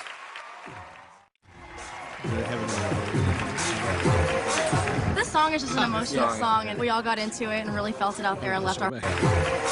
This song is just an emotional song, and we all got into it and really felt it out there and left our hearts on the stage. That To was have it awesome. received so well is just, like, amazing. So those of you on the Pentaholics tier and Patreon, that did get cut off there. That kind of sucks. This is the second week in a row when I haven't been able to get or find the video for this performance on that channel that you guys sent me. I can't remember the name of it at the moment, but the 6th video is there. I looked ahead and saw that the 6th one is there, but I couldn't find the 4th or this one. So I'm sorry that the end got cut off. Hopefully we'll get better results next week. But that was my reaction to Pentatonix singing Love Lockdown on Sing Off. This is their 5th performance on the show, season 3, series 3 of the contest show. Thank you so much for being here. I hope you guys enjoyed it. Please remember, as always, to be kind to each other. And most importantly, please be kind to yourself. Yes, yes, all those things. Kind to each other, kind to yourself, 100%. Sorry, I'm missing a piece of equipment. There we go. So I hope you guys enjoyed that. That was from a while ago. Just, you know, my hair is all gone, and I'm kind of sad about it. There's a part of me that's really sad about it. That's okay. But anyway, so we're going to take a minute here. I'm going to do something, give you guys a little taste of what it is that I'm here raising some attention for, raising some money for. Again, thank you, David. That $100 super chat is extreme.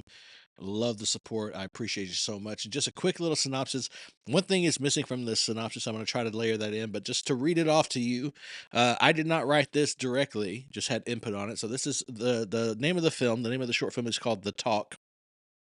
It's a poignant short film that delves into the complexities of a romantic relationship. The story unfolds in Nathan's home, where he meticulously prepares for an evening with Sarah. Now, throughout these moments and throughout the short film, there are moments of eerie, of an eerie vibe with an eerie sensation, slight things out of the corner of his eye, and maybe the distant sound of whispers. And he's often met with the idea or with the sensation that he's not alone. That's something to keep in mind. The initial scenes are marked by a heavy air of anticipation and that supernatural undertone, maybe slightly eerie, certainly ambiguous, as both Nathan and Lindsay navigate their emotions and unspoken tension. As they sit down for dinner, the conversation remains superficial until Lindsay courageously broaches a more profound and pressing issue, urging Nathan to open up about his feelings and concerns. Nathan, initially resistant, is coaxed into a heartfelt exchange, revealing his vulnerabilities and fears that both characters grapple with. The film beautifully captures the essence. I love this bit. The film beautifully captures the essence of love, communication, and emotional vulnerability. The tension between maintaining a facade and the need for genuine, heartfelt conversation is palpable throughout the narrative. The Talk is a journey of emotional exploration, highlighting the significance of openness and honesty in a relationship and the courage it takes to confront one's true feelings. That last paragraph can actually be used to fairly accurately sum up the entire plot of the feature-length film, but that is the synopsis that was given to me. It's a little wordy, but it's a synopsis that was given to me by someone that I had work on that to sort of encapsulate the short film that we're working on. The entire process, the entire film, the feature length, really focuses on ideas of authenticity and worth, as in self-value, and the idea of what exactly we see as our value versus what the people in our lives perceive our values to be, and how we can reconcile those two, the gap between those two things. Anyway, so that is the synopsis of the short that we're looking at, of the one that I'm trying to fund here today. Again, David, your donation went a long way toward doing that. I really appreciate that a lot. Thank you so much for your constant and consistent support of the channel and of the things that I'm trying to do here. I really appreciate you. But now we're going to jump back into Pentatonix, get out of all this blah blah blah, stop chatting around, and jump back into some more performances. We're looking now. I think the next one is Without You with Judges Commentary. Pentatonix. This is the episode. This is the 11th episode of the Sing Off. I'm not sure which performance it is. I'm starting to think that at certain times they've performed more than once in a single episode, or it's possible that the titles of these videos are just not very accurate. So we'll see what that looks like as we move forward through the rest of these. What time is it? 2:56. We're on a good pace. We're on a good pace. We'll be able to do this till at least 3:30 before I need to move on. But thank you all for being here. I appreciate you once again for hanging out with me. Do get in the chat. It's awful slow in there. You're hanging out. I appreciate my lurkers, but I'd love to hear your comments. I'd love to hear your thoughts. I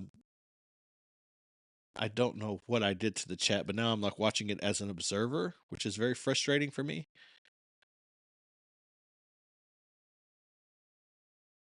Oh, I can switch. Oh, I can switch. Give me just a sec. I didn't know I could do this. 1 second. It just works like a browser. So I can just switch chat so that I can actually see the chat the way I'm meant to. I'm just confirming with my phone there, guys. I'm not chatting with people or checking out. Oh, and there's like the whole YouTube page is there. This is so weird. I've just got the browser open in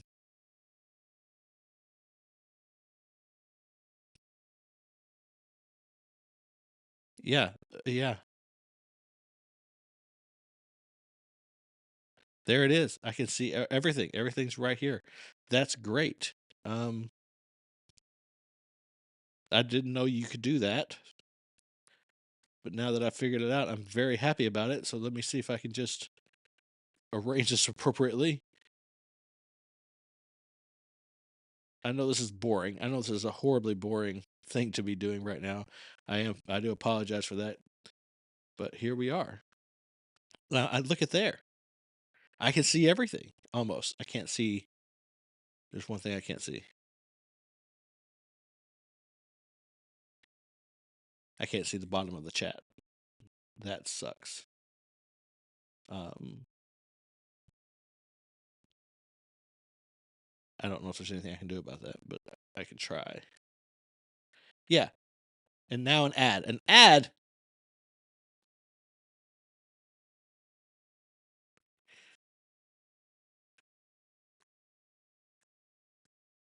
Don't worry, I'll wait. We won't get into it until the let me know when the ad's over, okay?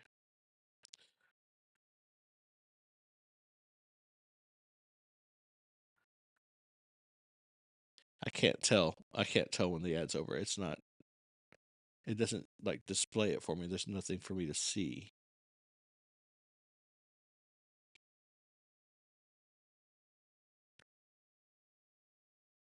It's over. Okay, thank you, David. I appreciate that. I don't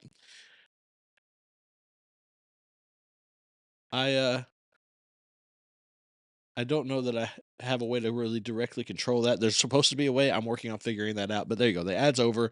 We're through it. It's kind of pointless because I doubt I'm going to be able to monetize this video anyway with all the music playing. So I don't know why. There's a way for me to turn that off. I will work on that and figure that out. But for now, we're jumping into I'm actually going to full screen this. We're jumping into Pentatonix. This is going to be Without You.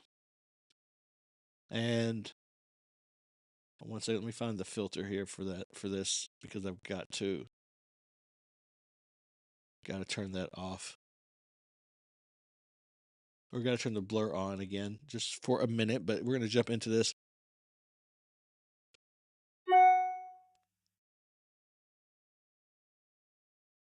Yeah, it might be your YouTube. No, there's a way for me to turn off ads for these live streams.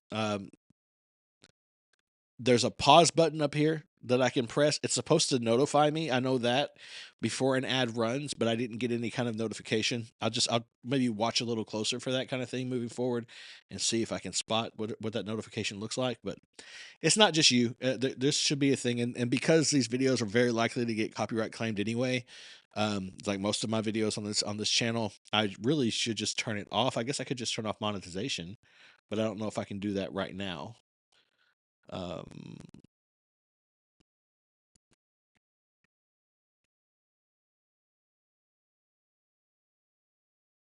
But there's a part of me that's scared that if I turn off monetization, you won't be able to super chat and things. I don't know how all this works. I'll look into it and we'll figure that out. But right now, I really appreciate your support. I appreciate you guys being here. Let's jump into this. This is Pentatonix singing Without You. Back to Nick Lachey. Something I never thought I would say.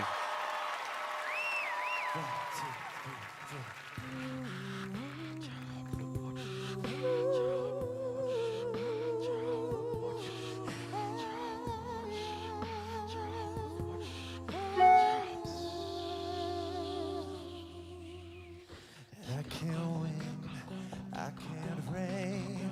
I will never win this game without you, without you. And I am lost, I am vain. I will never be the same without you, without you. Okay, before they get too far into this, this was pretty quiet. I don't know why, but it's awfully quiet. Check my volume levels, make sure everything's right, because I'm not being able to hear this one as well as I would like. Okay, we're gonna go back a little bit. This one's really subtle compared to what we've been hearing from them so far today. This one has a really subtle feel to it. So we're gonna jump into this really quickly, kind of go back, try to catch the beginning of this one more time. Yeah, that's better.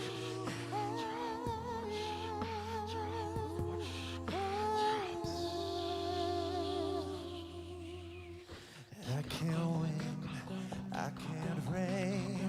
I will never win this game without you. I can tell they're getting tired. And I am lost, I am vain. I will never be the same without you, without you. And I won't run, I won't fly, I will Nice. never make it by without you,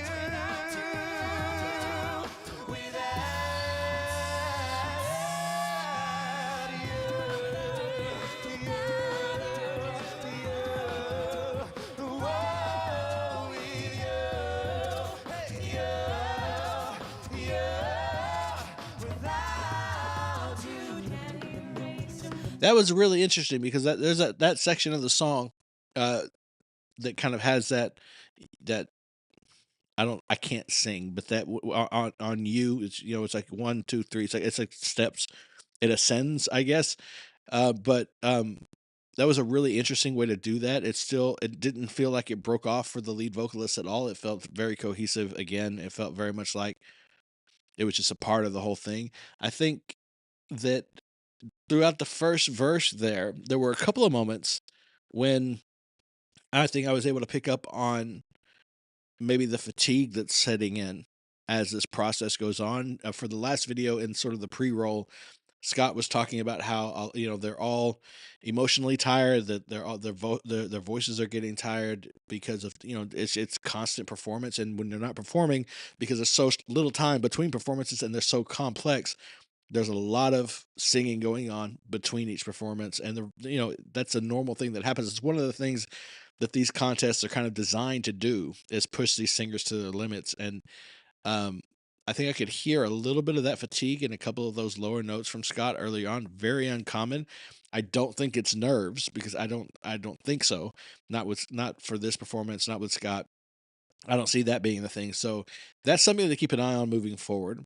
What's really impressive is being able to push through that kind of thing, really hunker down. There was even a moment when I saw him sort of like, I don't know, double down on the focus that he was putting into his vocal, to push through some of that stuff, which I think is really impressive. But yeah, so we're gonna get back. This section here was really nice when they did the U's, the U's. It's just like, you don't want me to try to sing it. I'm so self conscious about that. But we're gonna go back there for just a second and check out that bit of the performance one more time.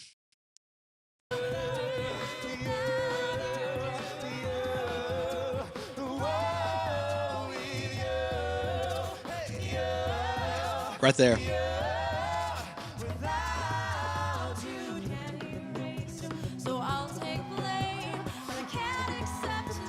Beautiful.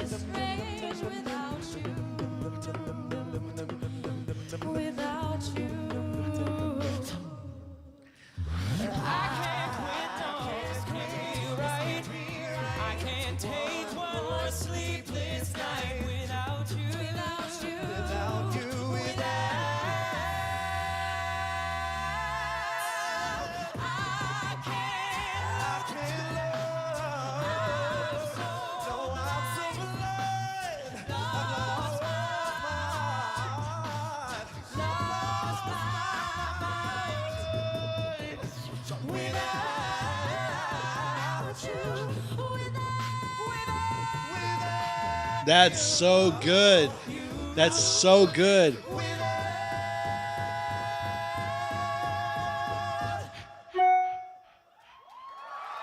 So good. Oh, what else can you say except it's so friggin' good? And look at them two hugging it out. Yeah, I'm gonna stand by my statement. I really feel like there's some fatigue happening with some of the group. I noticed it in both Scott's first solo in this song, and then also with Kirsty, um, in her solo. I could hear a little bit of fatigue happening. I think Mitch is a little fresher. If I think a smart thing to do would be to try to find an arrangement soon where Mitch could take the lead of the vocal pressure, or the bulk of the vocal pressure off of the other two, and give them a chance for their voices to kind of rest up. Um, the uh, the I don't know. I don't know exactly um how to characterize this, how to communicate this properly, but there's just something in the voice. It still sounded great, but there was just something in there that made me think, oh, they're pushing a little harder, they're struggling a little bit to maintain this level of performance. And I think even in the hug, even in Scott and Kirsty's hug at the end there, like you saw, Mitch and Avi and over there, and they were just like this big, energetic squeeze. And Scott and Kirsty hugged, and it almost felt like we did it, like we made it through, and it kind of felt like an exhale. I don't know. I could be reading into it, but that's just what I'm feeling. I hope that they are able to find time to sort of give their voices a break, you know, hang out, get some tea and honey, and watch a movie, and just don't talk for a few hours. You know what I mean? Don't talk, don't sing, just take a break, allow their voices to recuperate if they have the time.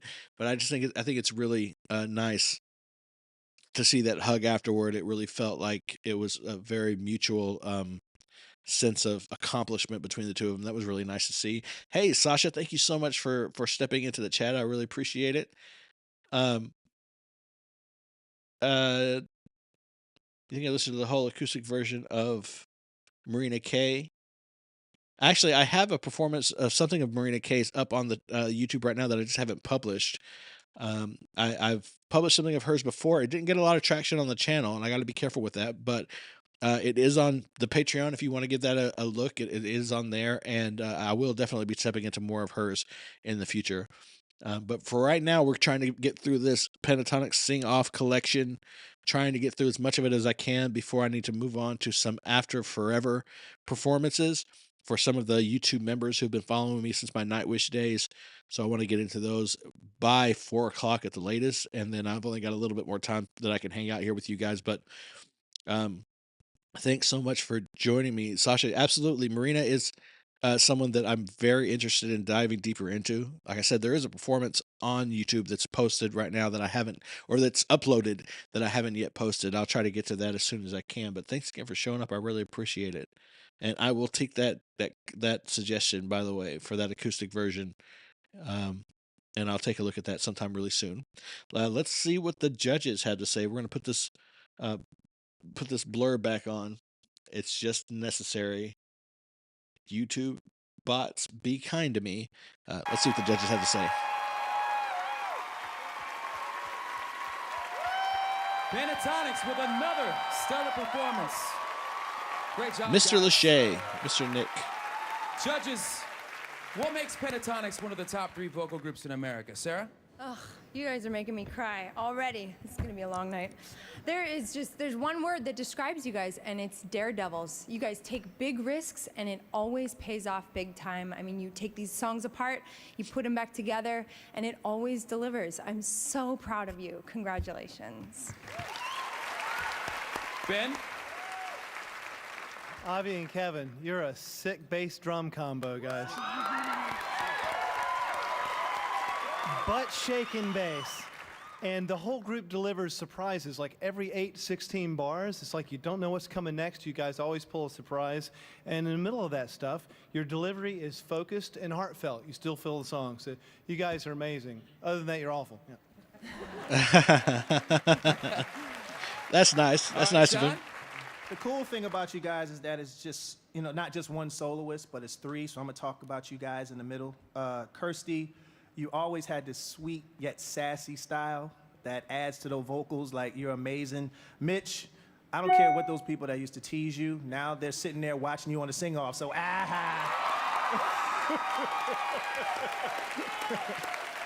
Your voice is gorgeous. It's a beautiful voice. And Scott, you're just ridiculous. So, basically, you guys are amazing, and Pentatonix, from the beginning, you guys blew me away. From the gate, and you continue to do it. Amazing. All right, thanks, judges. I do always love his Pentatonix comments. will be back later to join me in turning up the heat to, well, I don't know, 98 degrees. Thanks, guys. Great job. Ouch. Okay, so the cringe of that moment actually hurt me. 98 degrees. Yeah, so there are 2 performances in this episode, so I'm starting to understand why that's happening the way it is. But no, that was great. I really love their comments as always. I think that Sean had some really great things to say. Yeah. So that was Pentatonix Without You with judges commentary. We're gonna get into the next one here pretty soon. I don't know what it is. Let's see. Remember, the unforgettable music you hear tonight will be available. This next performance, episode 11, Give Me Just One Night with Nick Lachey. They're going to sing with Nick Lachey. I bet he's really excited about that too. You can really see it on his face. He's ready for this opportunity. So we're going to check that out in just a second. I want you to see his face. He looks, look at him. He just looks extra like perky right now. He's ready to. Am I back? Please let me know in the comments that I'm back.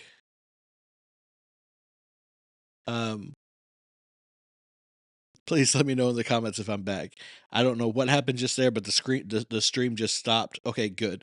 I hope I didn't lose any of you guys. The stream just kind of quit, and I was luckily the OBS is designed, I guess, so that I can get it back quickly and easily. No muss, no fuss.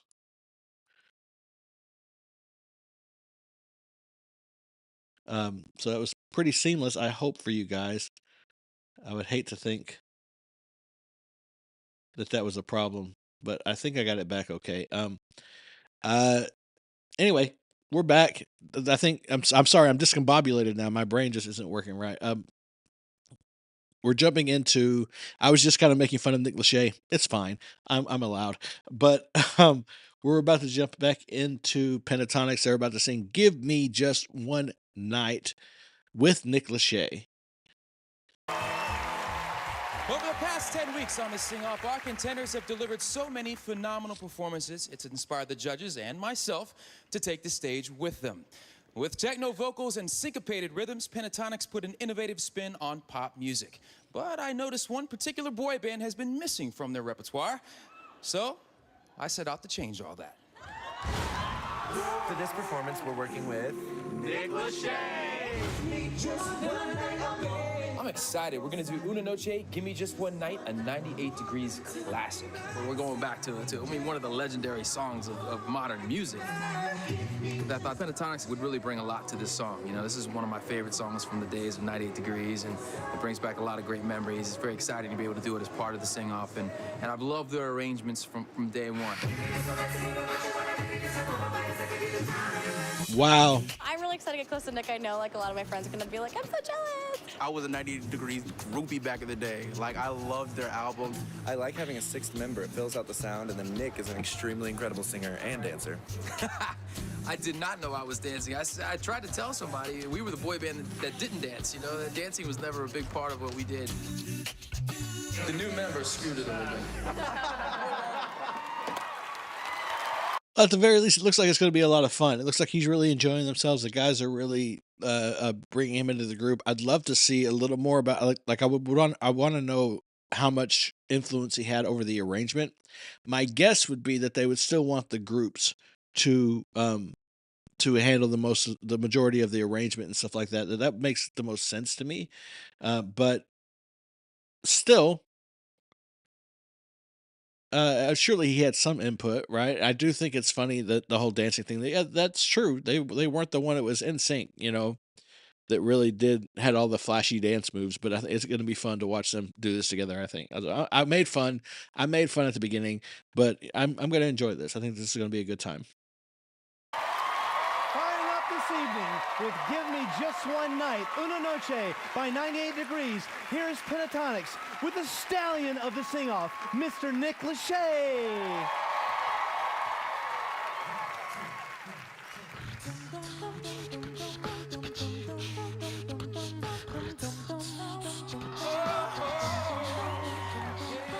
Nice.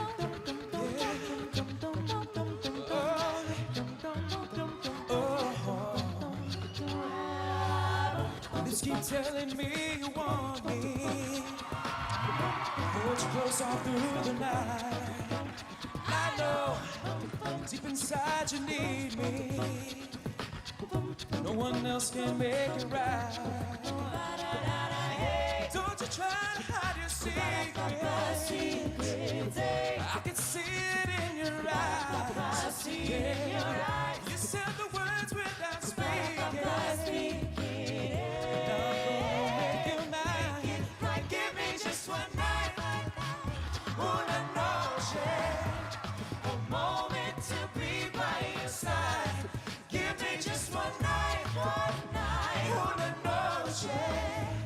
I'll give you the time of your life, the time of your life. Okay. Look, I'm actually really impressed. Like, obviously Nick Lachey can sing. I mean, he didn't get to be where he was without being able to sing. I was really interested to see how it would get incorporated into the performance. And I think they're doing a really good job of that. I think that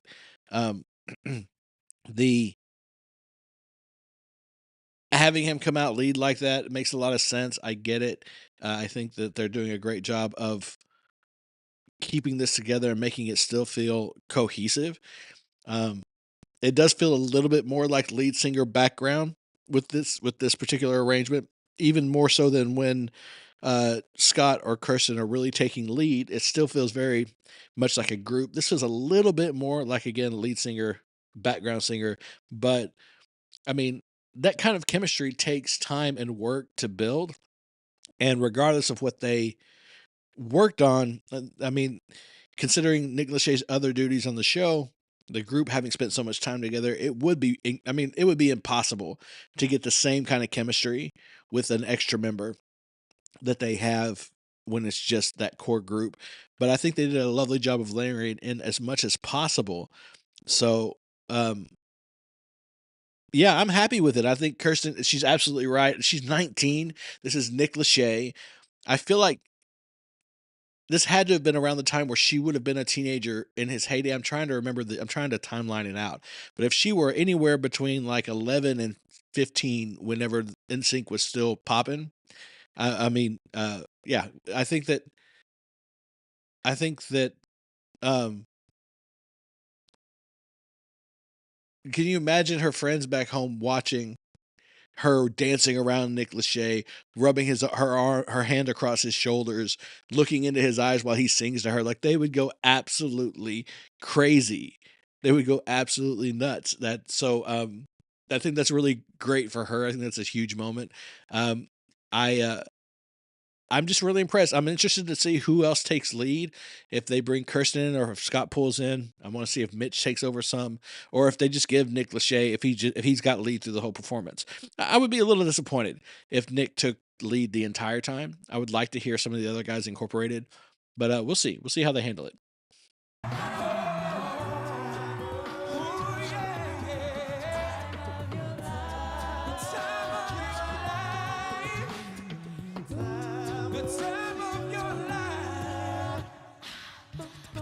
Qué rico.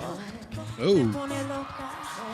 Cómo te mueves, cómo me toca. Tu movimiento, tus sentimientos. Yo te quiero, te doy la noche, toda la noche. Okay, that was some, and I think that moment was really genuine and enthusiastic for her. Now, first of all, that was an incredibly seductive effect. It was an effective.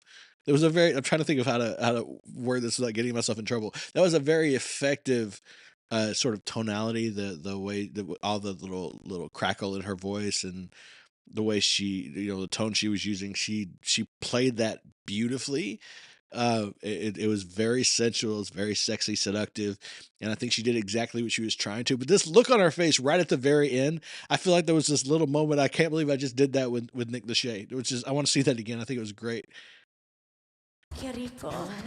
Me pone loca. All the breath that she's using. Cómo me toca. Tu movimiento, tus sentimientos. Yo te quiero, te doy la noche. Here it comes. It's great.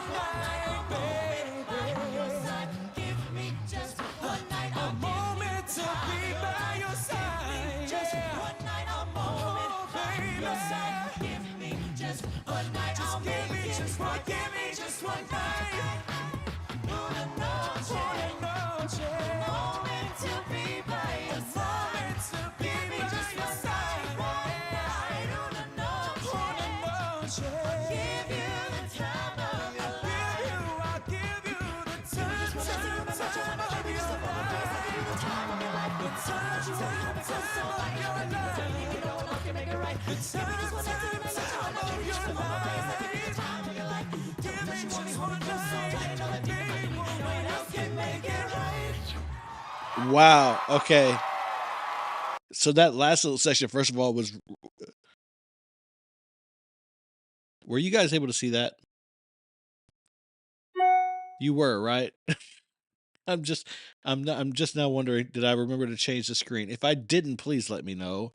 In my head, I can't seem to remember. But no, that last little section, thank you so much, David. That last little section was so cool when they really kind of came in and they were spitting those lyrics really quickly. It gave a new energy to the song. But even before that, when the beat dropped, the breakdown really was cool. It really, they do this consistently. They're really good at telling a story with the arrangement and creating it so that they introduce different elements throughout the performance in different sections of the song, and then at the end they really sync everything together and make it into one cohesive arrangement, which is such a wonderful thing. Again, maybe that's more common than I think it is in sort of the a cappella world, but I don't notice it as often or as cleanly with some other a cappella groups as I do with this group. And yeah, David, you're absolutely right. I've seen them incorporate some other performance into their music before, particularly the musicians. I think Lindsay Sterling, she's the violinist, if I'm not mistaken. And I've reacted to something that they did together, if it's the person that I'm thinking of, a long time ago. But, um, and by the way, hello, I think that's Cyan. Thank you so much for joining. Let's see, or Can. I don't want to get the pronunciation wrong, and I'm having a hard time seeing the screen's a little far away, but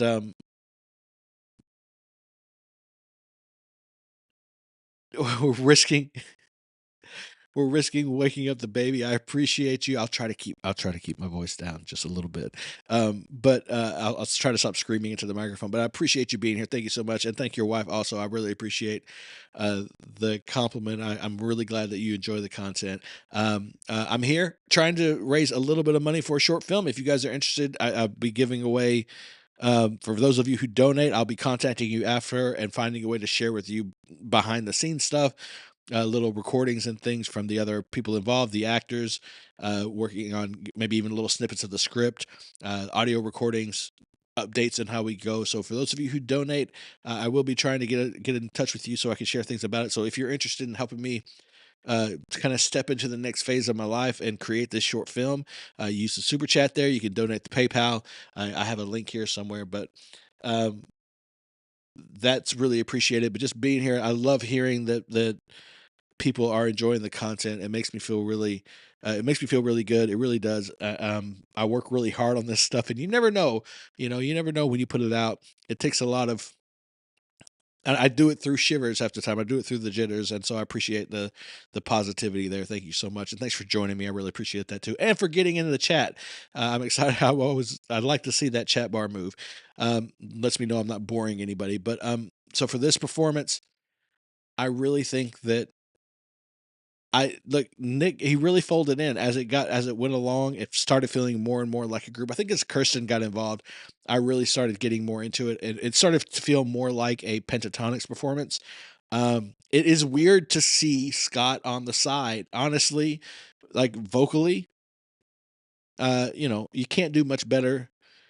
Uh, like he's in that tier of performers where you're just arguing good, better, best, and everybody has their own opinions and nobody is necessarily wrong, right? So it's weird to see him kind of on the side, but I think it was great for the moment. I think that Nick had a lot of fun with it.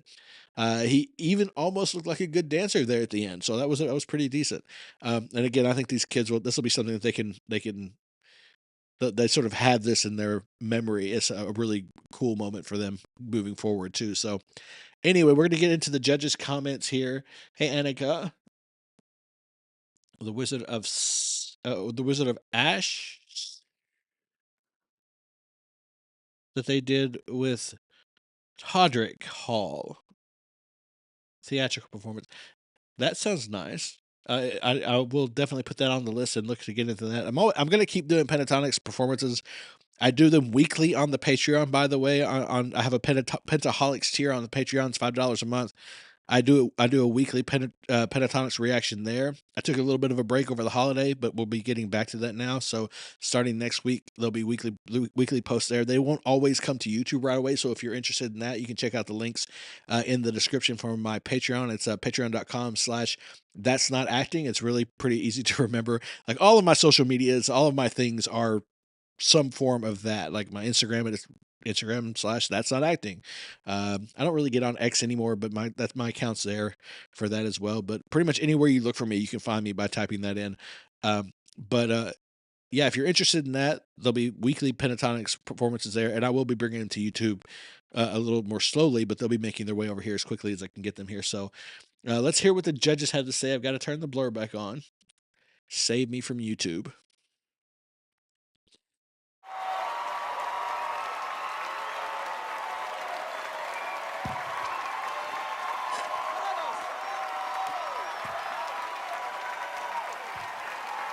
Wow.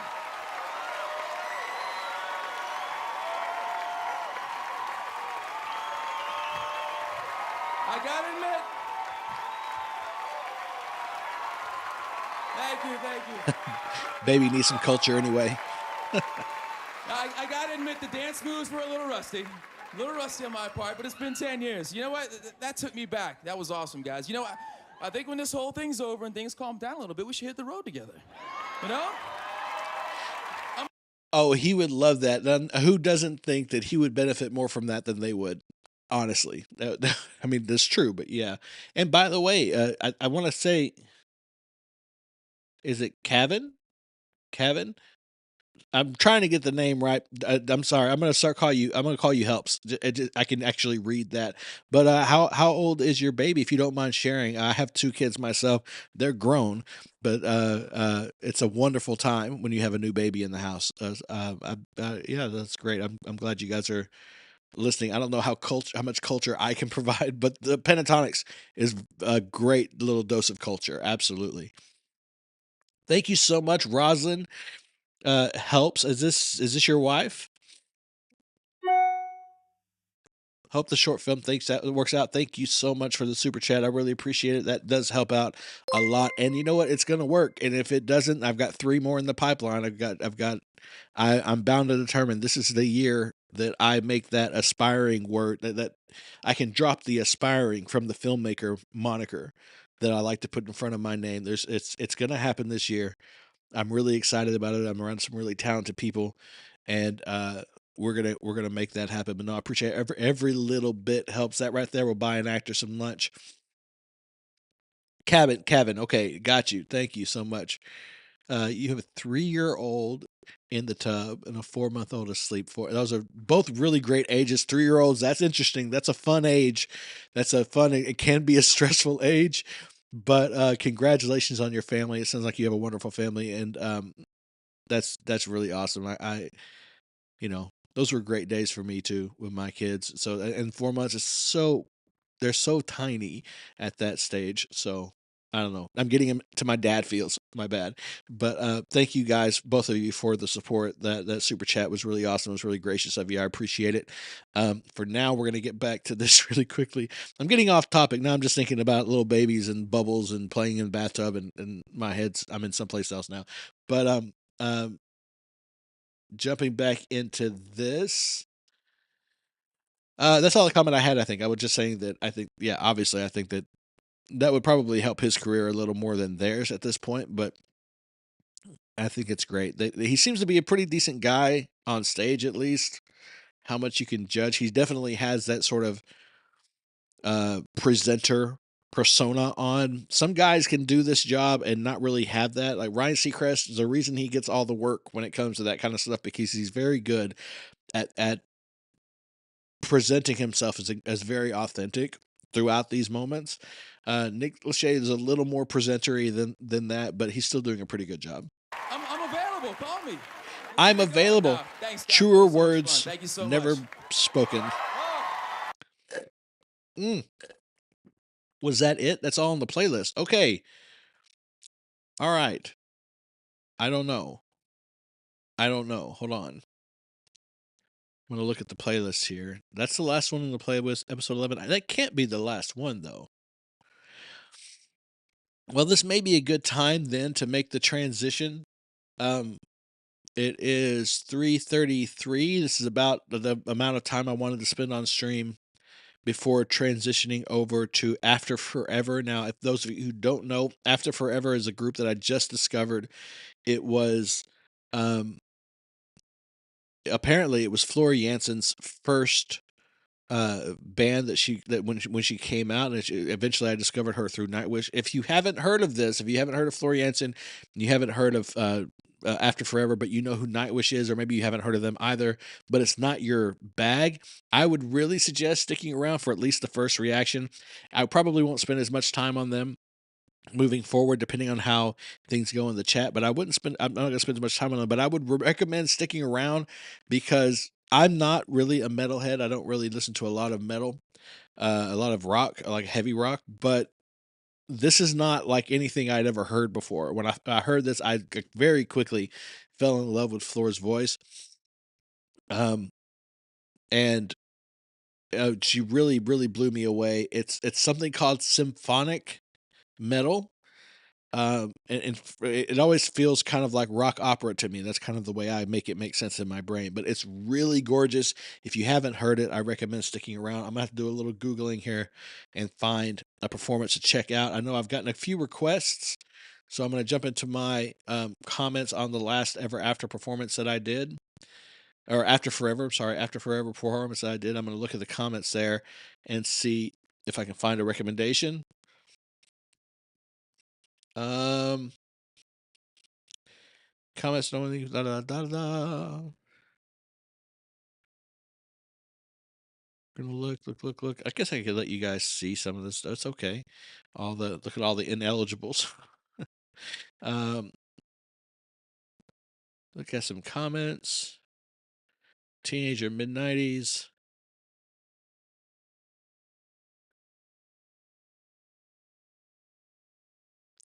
Do. Yes, you're the wife. Welcome in the wife. Thank you so much for being here, Rosalind. By the way, one of my favorite. That's a name that I really like. There's another script that I'd written back in college, and one of my characters is named Rosalind. She spells her name differently than you spell yours, but it's a lovely name. I think it has a lovely sound to it. So welcome to the chat. Thank you so much again for the support. I really appreciate it from both of you. Thank you. Here's one. Red Lemon String Quartet. Let's see.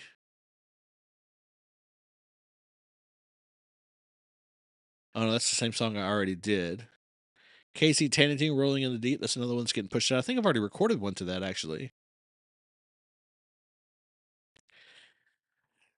Guys, you gotta leave suggestions. So I guess what I'll do is I'll just trust the good old YouTube algorithm. After Forever. I did Energize Me. Black Sabbath.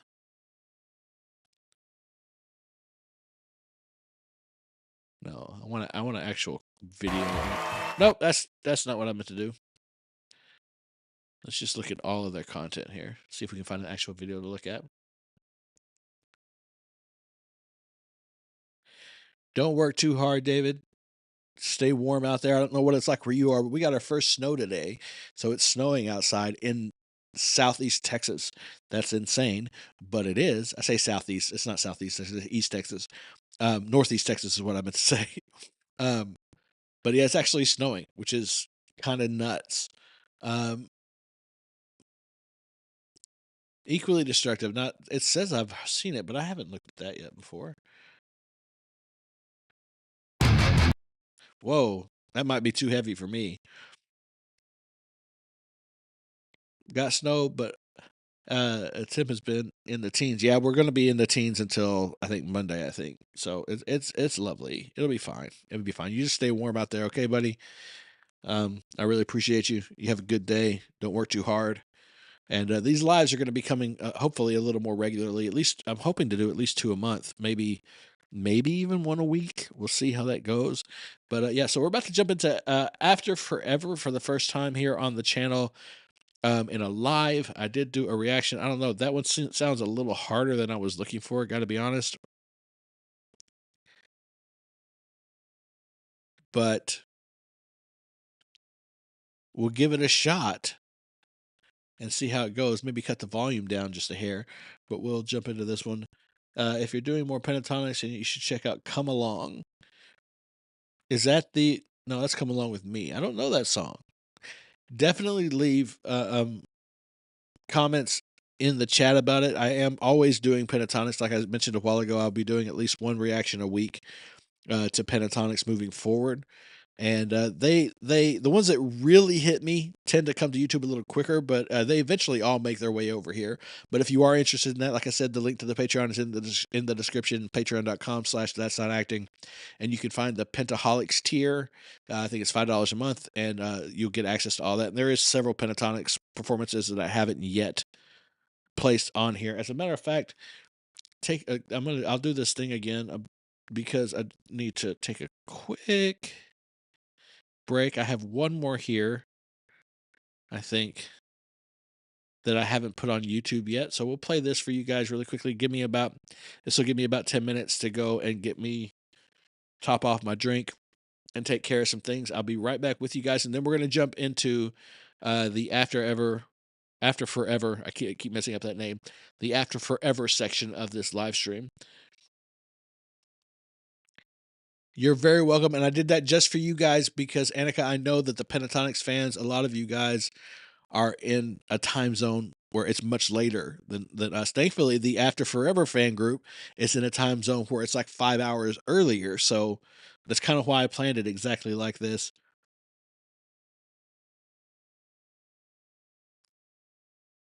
Sticking around for the new group. Okay, Dave, I'll tell you what, we'll wait then. I'll take my break in a second. We'll go ahead and do this video, and then so you can take a look at it, and then we'll move on. There is a huge delay, guys, from the time I say something to the time that you hear it. So if you leave a comment and it seems like a minute passes before I acknowledge it, just know that's what's happening. So we'll go ahead and get into this. We'll do this After Forever first. This is Equally Destructive. I have no idea what this is going to be. The first video of theirs I really liked. We'll get into this one, and then so that you can have a chance to check it out, David. And then after this, I'll put up another video from Patreon that hasn't made it to YouTube yet, so that I can go take a quick little break before we get into the meat of the After Forever performances.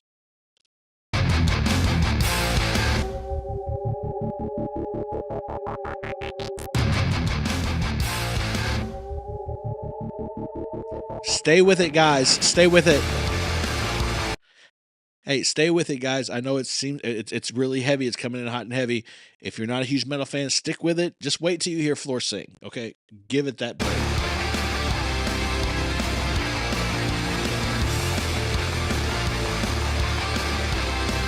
It's a little much for me, too.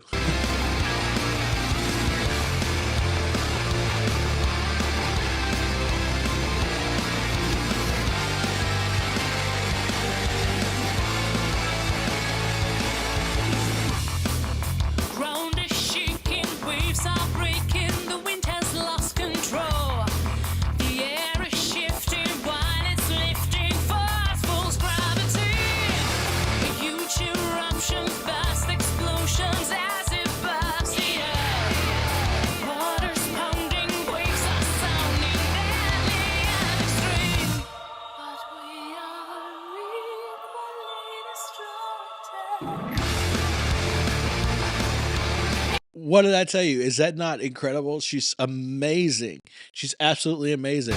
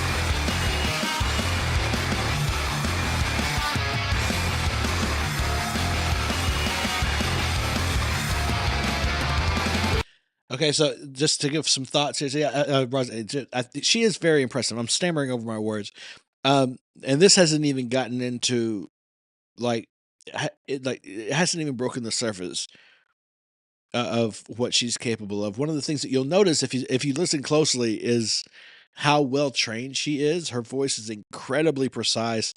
It's incredibly clear. Later in some of her Nightwish performances, you really, or I don't know what we'll hear in this one, but also in the After Ever performance that I just listened to, you really get to see her push her voice to the limit. I will say, and all the metalheads out there who will watch this, they know this about me already, and I know that they won't be offended. I'm going to tell you this, guys. Since getting into Nightwish and meeting a lot of people in the metal community, they're some of the kindest, most accepting people of any of the fan groups that I've come across. They're so welcoming. So I know that they'll be gracious with me when I say this is a little heavier than I normally would like to listen to, like on a daily basis. The instrumentation is a little more, I don't know, it's a little fuller, a little bit sharper than I would normally on my day-to-day listens in the car or whatever. It's a little bit much for me, but if you listen to Floor's voice, you can really hear her training, the focus. You can really hear how precise she is vocally. And I'm excited to see what happens at the climax here, because I cannot imagine that there's a single song that you would have Floor Jansen singing vocals on where you wouldn't have that ah moment that happens. So we're going to jump into it and see if that comes.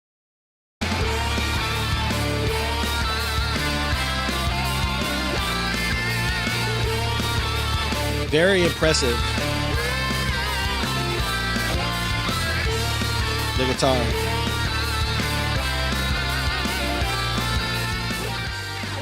Whether it's my cup of tea or not, I'm always really impressed by the skill of these instrumentalists.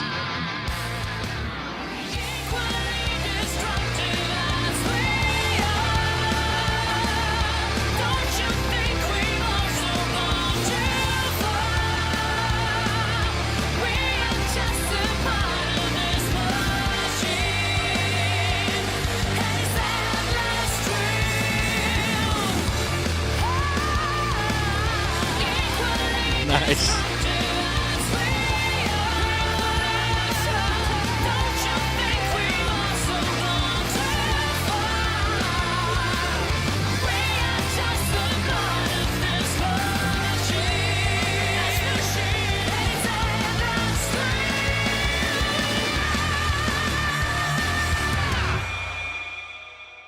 Okay. That seems much more like, you know what, Kevin, I'm right there with you.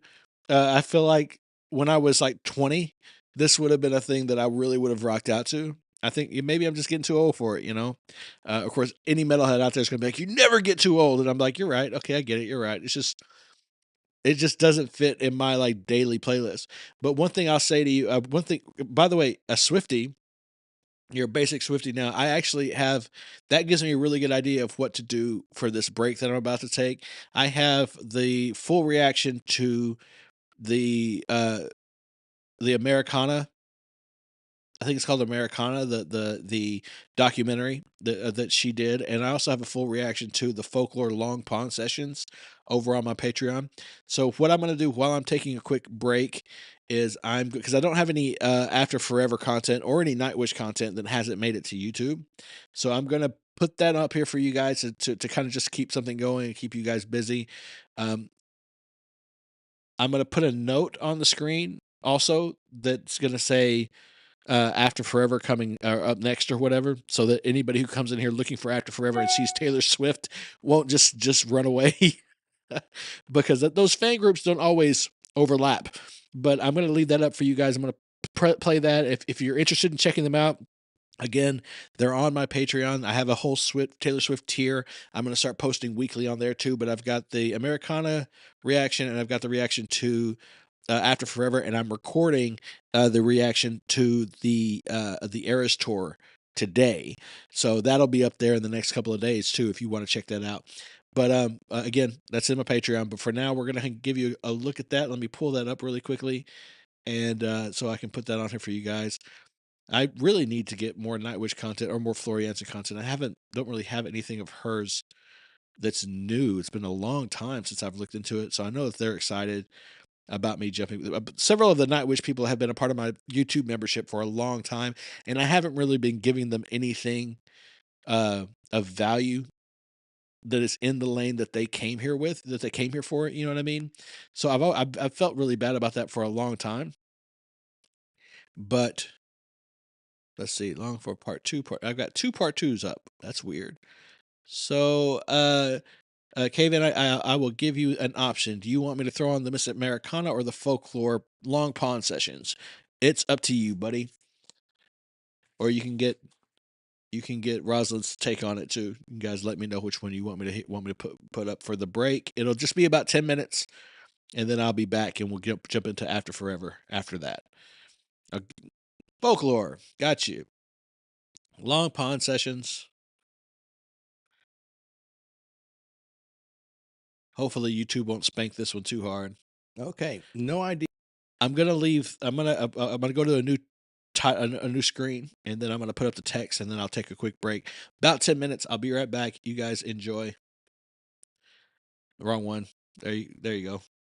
Yeah, no idea what I'm getting myself into here. You guys really showed up and supported the video I made on the documentary Miss Americana on Taylor Swift, and I did a little poll, and turns out you guys want to see me. Check this one out too. This is Taylor Swift on Disney Plus. It's Folklore, the Long Pond Studio Sessions. I don't know if I've heard any songs from this or not. I'm having some allergy problems, guys, so if I sneeze and you're on Patreon watching, you're probably going to see some weird faces like that every now and then. Please forgive me, because I get this little tickle, and it doesn't always turn into a sneeze, but sometimes it does. And when it does, I'll try to mute the mic, and it didn't turn into a sneeze, and now I'm a little annoyed about it because it really felt like one. But anyway, so back to the God, a lot of you showed up on Patreon from my shorts on the Miss Americana documentary. Thank you so much for the support. I hope that this is my attempt to give you more of what it seems like you enjoy, the reason you're here, which is to see more Taylor Swift extended content, sort of extra content, as opposed to just music reactions. So I'm going to jump into this one. It's a studio session, so I'm guessing maybe they had some cameras set up when they were writing and or maybe just recording, because if it's studio sessions, and they probably already have it written. Anyway, I don't know. Whatever it is, it seems like I'm going to get some behind the scenes looks at the production of these, whatever this Long Pond studio session thing is. So I'm excited to jump into that. I hope you guys are excited to watch it with me. Do invite your friends, get some more people over here. I'm going to be sharing these in shorts, just like I did the Miss Americana documentary. So hopefully we can get some more people in here in the Patreon. I love your comments, love reading your feedback. So be sure to leave me some comments in the comment section of this video, whether you're watching it on YouTube or Patreon. Yeah. And once again, here we go. If you're watching this video on YouTube or any of these videos on YouTube, I do know that the full unedited reaction to this, I don't know if it's a documentary really or whatever this production is, the full unedited reaction to this will be on the Patreon, just like the Miss Americana documentary, and tons of other stuff over there. So do come and check it out.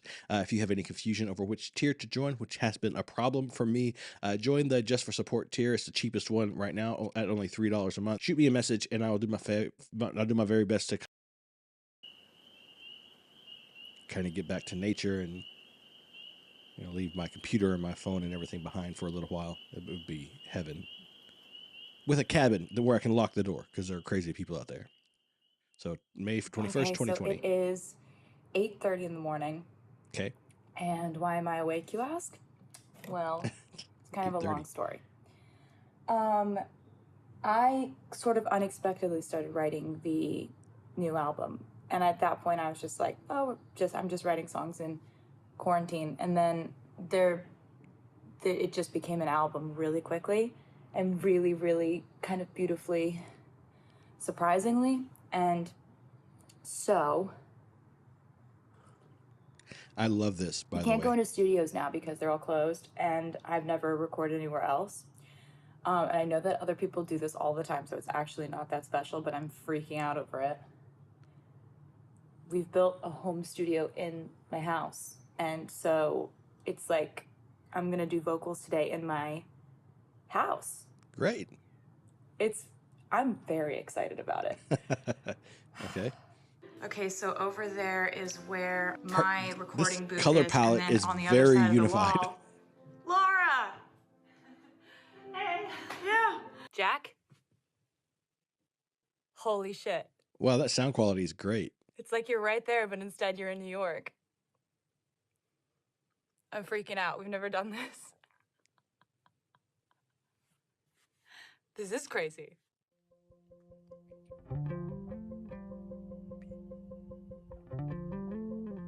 On July 24, 2020, Taylor Swift surprise released Folklore, her 8th studio album.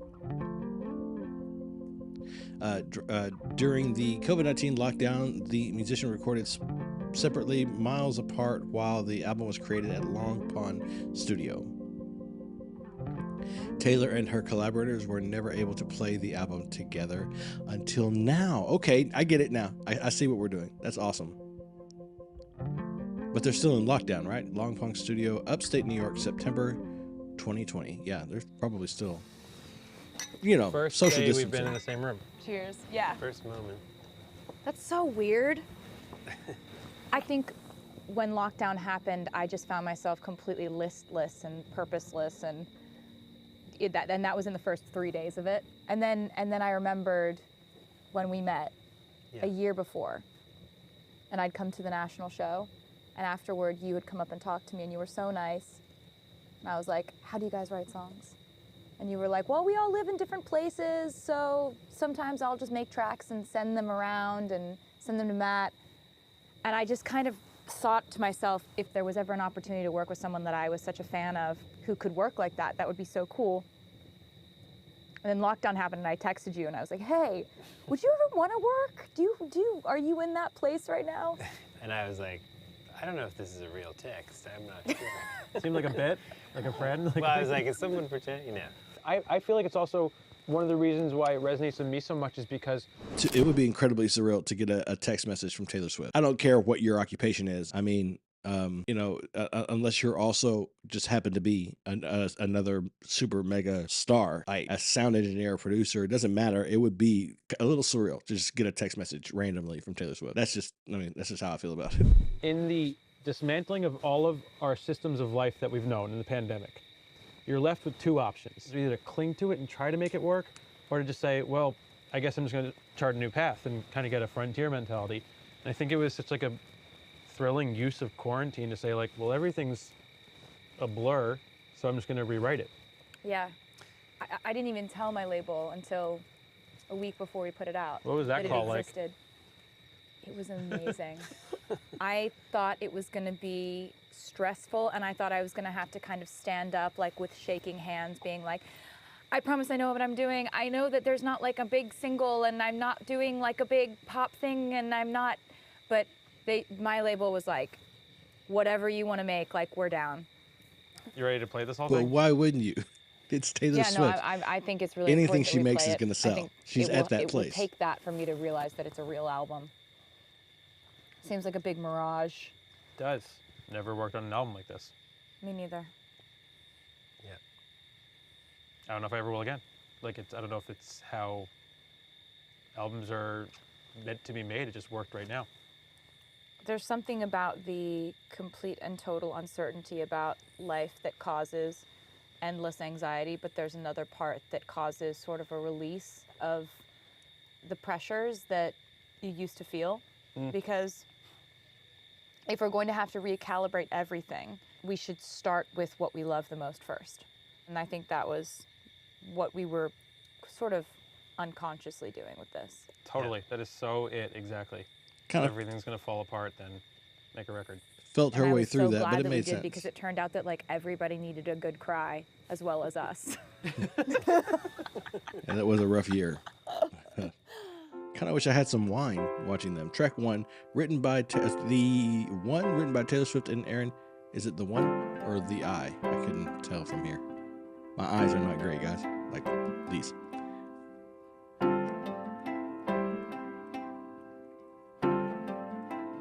This is so cool, though. I'm doing good, I'm on some new shit. Okay. Been saying yes instead of no. I thought I saw you at the bus stop, I didn't though. I hit the ground running each night. I hit the Sunday matinee. You know the greatest films of all time were never made. So this was really cool. So I get to kind of do little mini music reactions along with this thing because I think they're going to maybe play the whole songs. But so what was really cool about the beginning, the opening of this song is it kind of had like a hip hop vibe to it. It kind of like her cadence kind of had that attitude and a little bit of that rhythm that you would hear in a rap song. But it's being spoken or performed along to this really mellow sort of instrumentation that is not at all indicative of hip hop or rap or anything like that. It's very chill, very folksy, and it just kind of was a cool juxtaposition. I really like that. And when she said matinee, that country accent really kind of screamed out. And being a man from the South myself and not really having a very thick, in general, not having a very thick or even noticeable Southern drawl or anything like that for most of my speech. Every now and then when it comes out, it does kind of come out. And hearing it it like that. It was nice for me. It felt like it felt really familiar. I don't know if that makes any sense to anybody, but I guess maybe if you're from a place and then you kind of just hear a little twinge of that accent in somebody, it kind of feels like home, you know? It was just kind of nice. It was really cute. It was a nice moment to kind of just hear that little twinge on Matinee of that southern accent. I kind of loved it. I hit the Sunday matinee. Yeah. You know the I like it a greatest lot. films of all time were never made. That's a great line too. I guess you never know, never know. And if you wanted me, you really should have showed. And if you never bleed, you're never gonna grow. And it's all right now. So gentle, but there We is were an something, attitude don't to you this. think so? Roaring 20s, tossing pennies in the pool. If my wishes came true, it would have been you. In my defense, I have none, for never leaving well enough alone. But it would have been fun if you would have been the one. Wow. I actually have chills. I don't know. I will stand by this. Like, I've only heard a few of her songs really ever, and only even fewer of her recent work. But I will stand by this. Like, I will die on this hill. She is one of the best writers, like lyricists, poets, bards that I've heard in years. Her lyrics are really, really beautiful, layered, complex, but also incredibly relatable and while complex, are very straightforward. That you feel them. I can't help but get impressed by that. That's sort of my first love in the arts. Has always been. That's where I got started, kind of getting hooked on the arts. Was in writing, reading, just sort of the beauty of language. She really just does something special with her lyrics. There's just something special about the way she weaves the imagery and tone and cadence and the rhythm of the words and the way she balances her syllables, and it's all just very beautifully done. She's an amazing writer, 100%.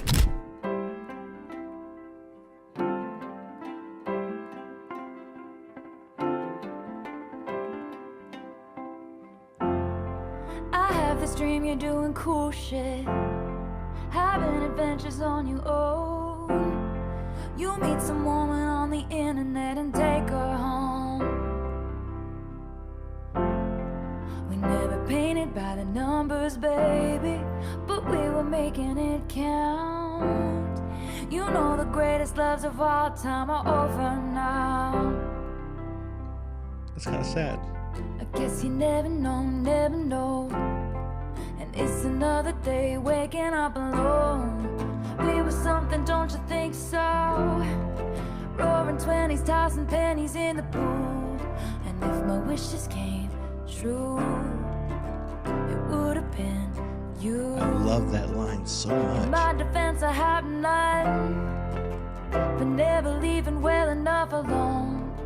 But it would have been fun if you would have been the one. I persist and resist the temptation to ask you if one thing had been different. Would everything be different today?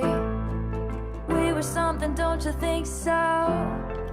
Rosé flowing with your chosen family, and it would have been sweet if it could have been me. In my defense, I have none. We digging up the grave another time, but it would have been fun if you would have been the one. Got chills again. One of my favorite things about watching that performance, honestly, was how much, I don't even want to say how much fun she was having. And certainly, I'm sure she was having fun, but there was so much, it was so far beyond fun. There was so much joy on her face in certain moments, particularly during that performance. They just kind of, just this, I don't know, this sort of light just kind of would peek out from behind her eyes every so often. And it was just really warm and very bright and powerful. And it kind of just, it got to me every time I saw it on her face. I kind of just felt happy, you know? And that's a powerful thing to be able to communicate. And I don't even think it was necessarily something she was doing intentionally. She's just sort of living in that moment and enjoying the things that she made, that she put together, that they wrote. And yeah, it just shines through. Sometimes when you're doing what you're meant to be doing and you're doing it well, it just explodes and infects everybody. It was funny because I feel like you captured the spirit of. All right. So, sorry guys. It's really cold in here. I don't know if I've mentioned that in a while. That's the reason I'm all bundled up like this today. It's nice and chilly, but that was a little bit of my Folklore Long Pond sessions, studio sessions that I have recorded. The whole thing is available, like I said, on my Patreon from beginning to end, as is the Americana performance and the unaltered version of her 2019 AMA Awards performance, and what was the other thing that I'm going to do? The new one, the Eras Tour performances are going to be up on my Patreon very soon. I'm going to record them today, and then I'll post them up as quickly as I can on Patreon. So if you're interested in that, that's down there for you. But thank you so much for sticking around after that or for that. I know that may not be entirely why you were here, but I appreciate you sticking around for it. Now, taking a moment, I'm gonna jump back into After Forever, get some of that going on, and see about learning a little bit more about Floor's new group. This is sort of how I'm going to wind down the live today. I only have so much more left in me for today as far as that goes. I've got a lot of work to do. Got a couple of calls to jump on, a little bit of planning and some writing to do tonight for the film. I appreciate the support. So many of you, David, if you ever do get a chance to see this part of the reaction again, I want to tell you again, I appreciate David jumping in with a $100 super chat earlier on in the stream. Really appreciate that. And thank you again to the Helps for their super chat sent a little earlier in support of the film. That is really gracious of you. I really appreciate that as well. I hope you enjoyed that look at the Long Pond sessions, and I'm just realizing that there's a certain flow you get into whenever you're doing this kind of thing, whenever you're speaking to an audience and you're working. And then every time I take one of these breaks, I come back and I feel like I have to work back into it, like get the energy back up, especially after so many hours. I think we've been going here for about 4 hours now. Waning, and my streamer legs are still very new, and the muscles are getting tired. But we're gonna get into some more After Forever reactions. I'm just doing a little Googling here, or a little YouTube searching. I guess it's the same thing as Google, right? To see what I can find. So I've got a performance here. After Forever, Monolith of Doubt live at Cop some. Ooh, wow, that's a lot of consonants. Just gonna pull this up and pull the get the blur off of it so that you guys can see what I'm looking at here. If I can find it, there it is. Nope. Take that blur off. I don't know, KOPSPIJKERS. No way I'm going to pronounce that correctly, so I'm not even going to try, but we're going to jump into that one really quickly. Once again, my name is Brandon. I'm an acting coach. I'm an aspiring filmmaker.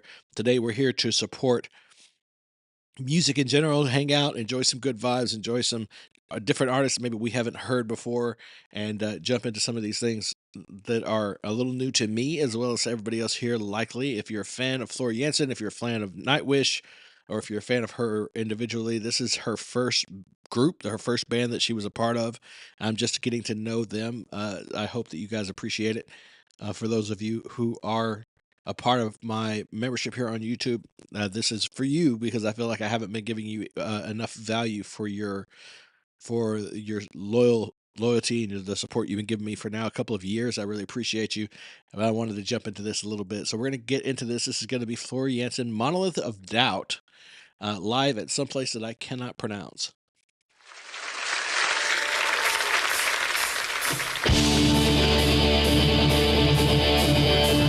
Just a quick warning for those of you with sleeping babies, you may want to adjust your volume for this one.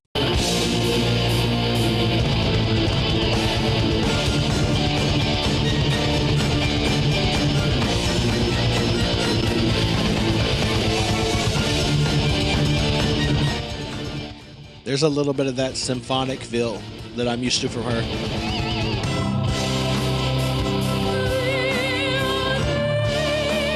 There she is.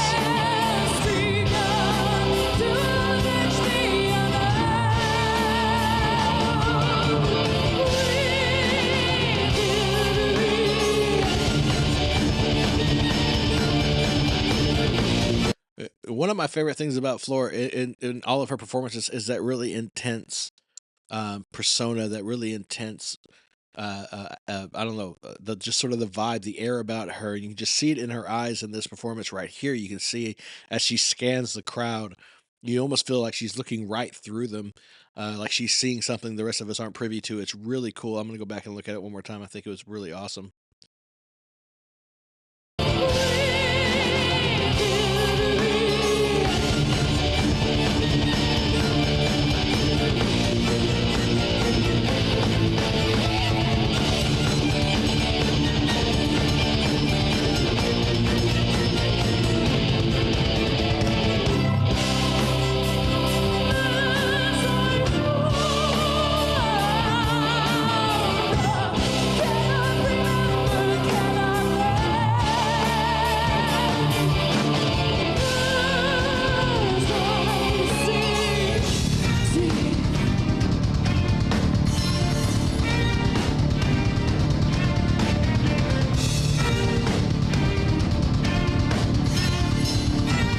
This might have been a better introduction.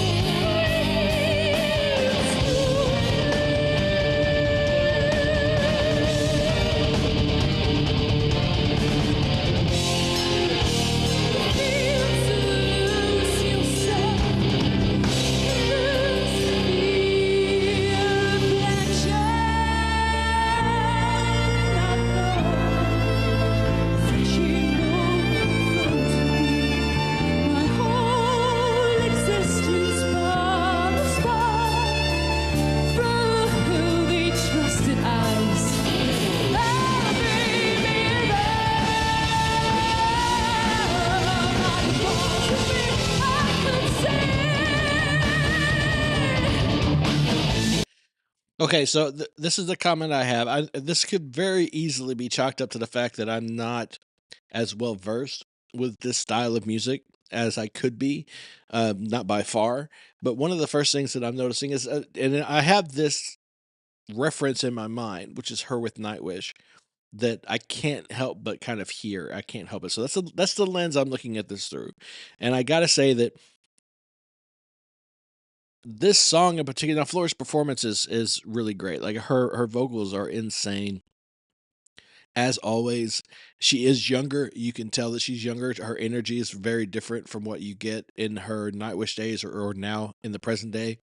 But more than that, I think the song itself feels a little more disjointed than what I'm used to hearing when I, for instance, listen to her with Nightwish. Now, Nightwish is an iconic band, and Tomas is a genius of some repute. So I don't know that it's a fair comparison, but it does feel like as it's transitioning between these different moments, these different sort of moods in the song, it feels a little jagged. These transitions aren't really happening as smoothly as I think that you would want. Again, maybe that's the point. I'm not super familiar with this kind of music, so it's possible that I'm just not reading that correctly. But regardless, Floor's performance is exactly where it's supposed to be. The intensity, the commitment that she's showing is always, it's right there on par with what I'm used to seeing from her. She's obviously classically trained. She's obviously a performer. She's not just a singer. She really knows how to interpret a piece of text and how to really kind of live through it. That's always been sort of my favorite thing about watching her perform. So let's get back through this. We're going to watch the rest of the song out, and I'll give my final thoughts at the end.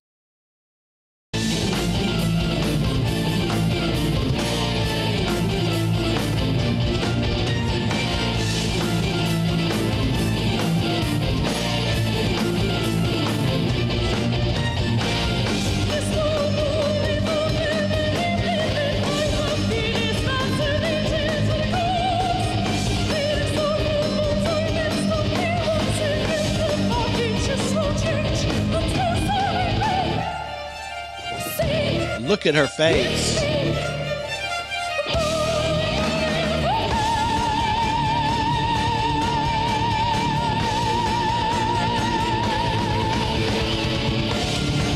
And it's effortless.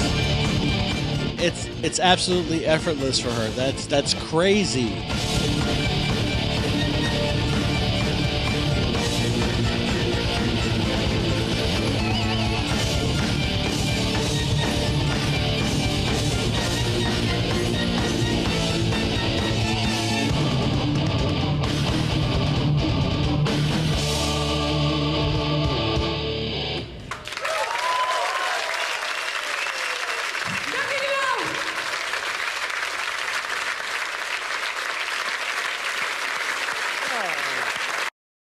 Okay, well, she seemed like, first of all, at the end you could tell she was having an absolute blast. She's in her element. There were just some things melodically about the I don't know, the song, the instrumental of the song was, it just felt a little disjointed, and there were even times where it felt I want to say temporally inconsistent, but maybe it would be more correct to say the tempo felt inconsistent. There were moments when there was noticeable shifts in the tempo that didn't feel like what I'm used to. I want to reiterate one more time, I am not overly familiar with this style of music, so if that is what was intended, then I have nothing to say about it. Then they did exactly what they were supposed to do, and good on them for that. Just to my ear, being used to the kind of music that I'm used to, being accustomed to the things that I am in music, it felt a little strange. It felt a little off.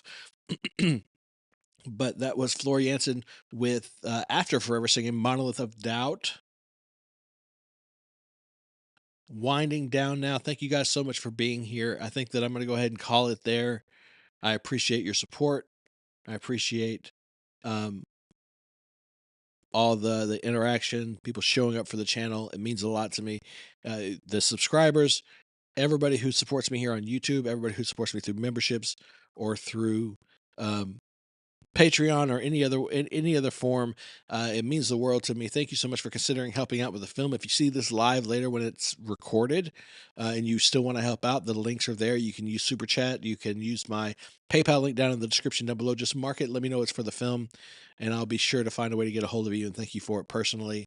As for now, I think I'm going to wind this down and go ahead and call this for the day, unless somebody in the chat wants to stop me. We're going to go ahead and get out of here. Thank you again for hanging out with me. I really appreciate it. It was really fun, very eventful, really enjoyed it. You guys are the best. Seeing some new people pop in. You wouldn't happen to be Floor Jansen fans, would you? Those of you who are joining now. Yes, no, maybe. Might take a turn. This delay that I have between the time when you guys comment, really, it's between what I say and when you hear it. It really messes me up. I wish there was a way I could shorten that delay a little bit, because I can't. I always feel like I'm leaving people hanging when I'm getting ready to sign off, and I don't like to do that. So I'm just trying to fill space a minute to see if anything comes through. Okay. All right. So I'm going to hop out of here. Thank you so much for being here. I really appreciate you. Thanks for hanging out with me. Thanks for enjoying the live stream. I hope you did. We got through a lot of Pentatonix today. I'll be checking in with my Pentatonics tier patrons to see if there are any more sing-off performances that I need to get to. But for now, I'm going to get off of here, get something to eat, and take a few minutes and then get back to work on the film. It's moving really quickly, and feels like a lot of responsibility, a lot of things I have to do, so I'm going to try to get on top of that. Thanks, guys, again for hanging out. I really appreciate you. Please remember, as always, and as forever, please remember to be kind, both to yourself. No, that's not usually how it goes. Sorry. Usually it goes, be kind to each other, and then to yourselves.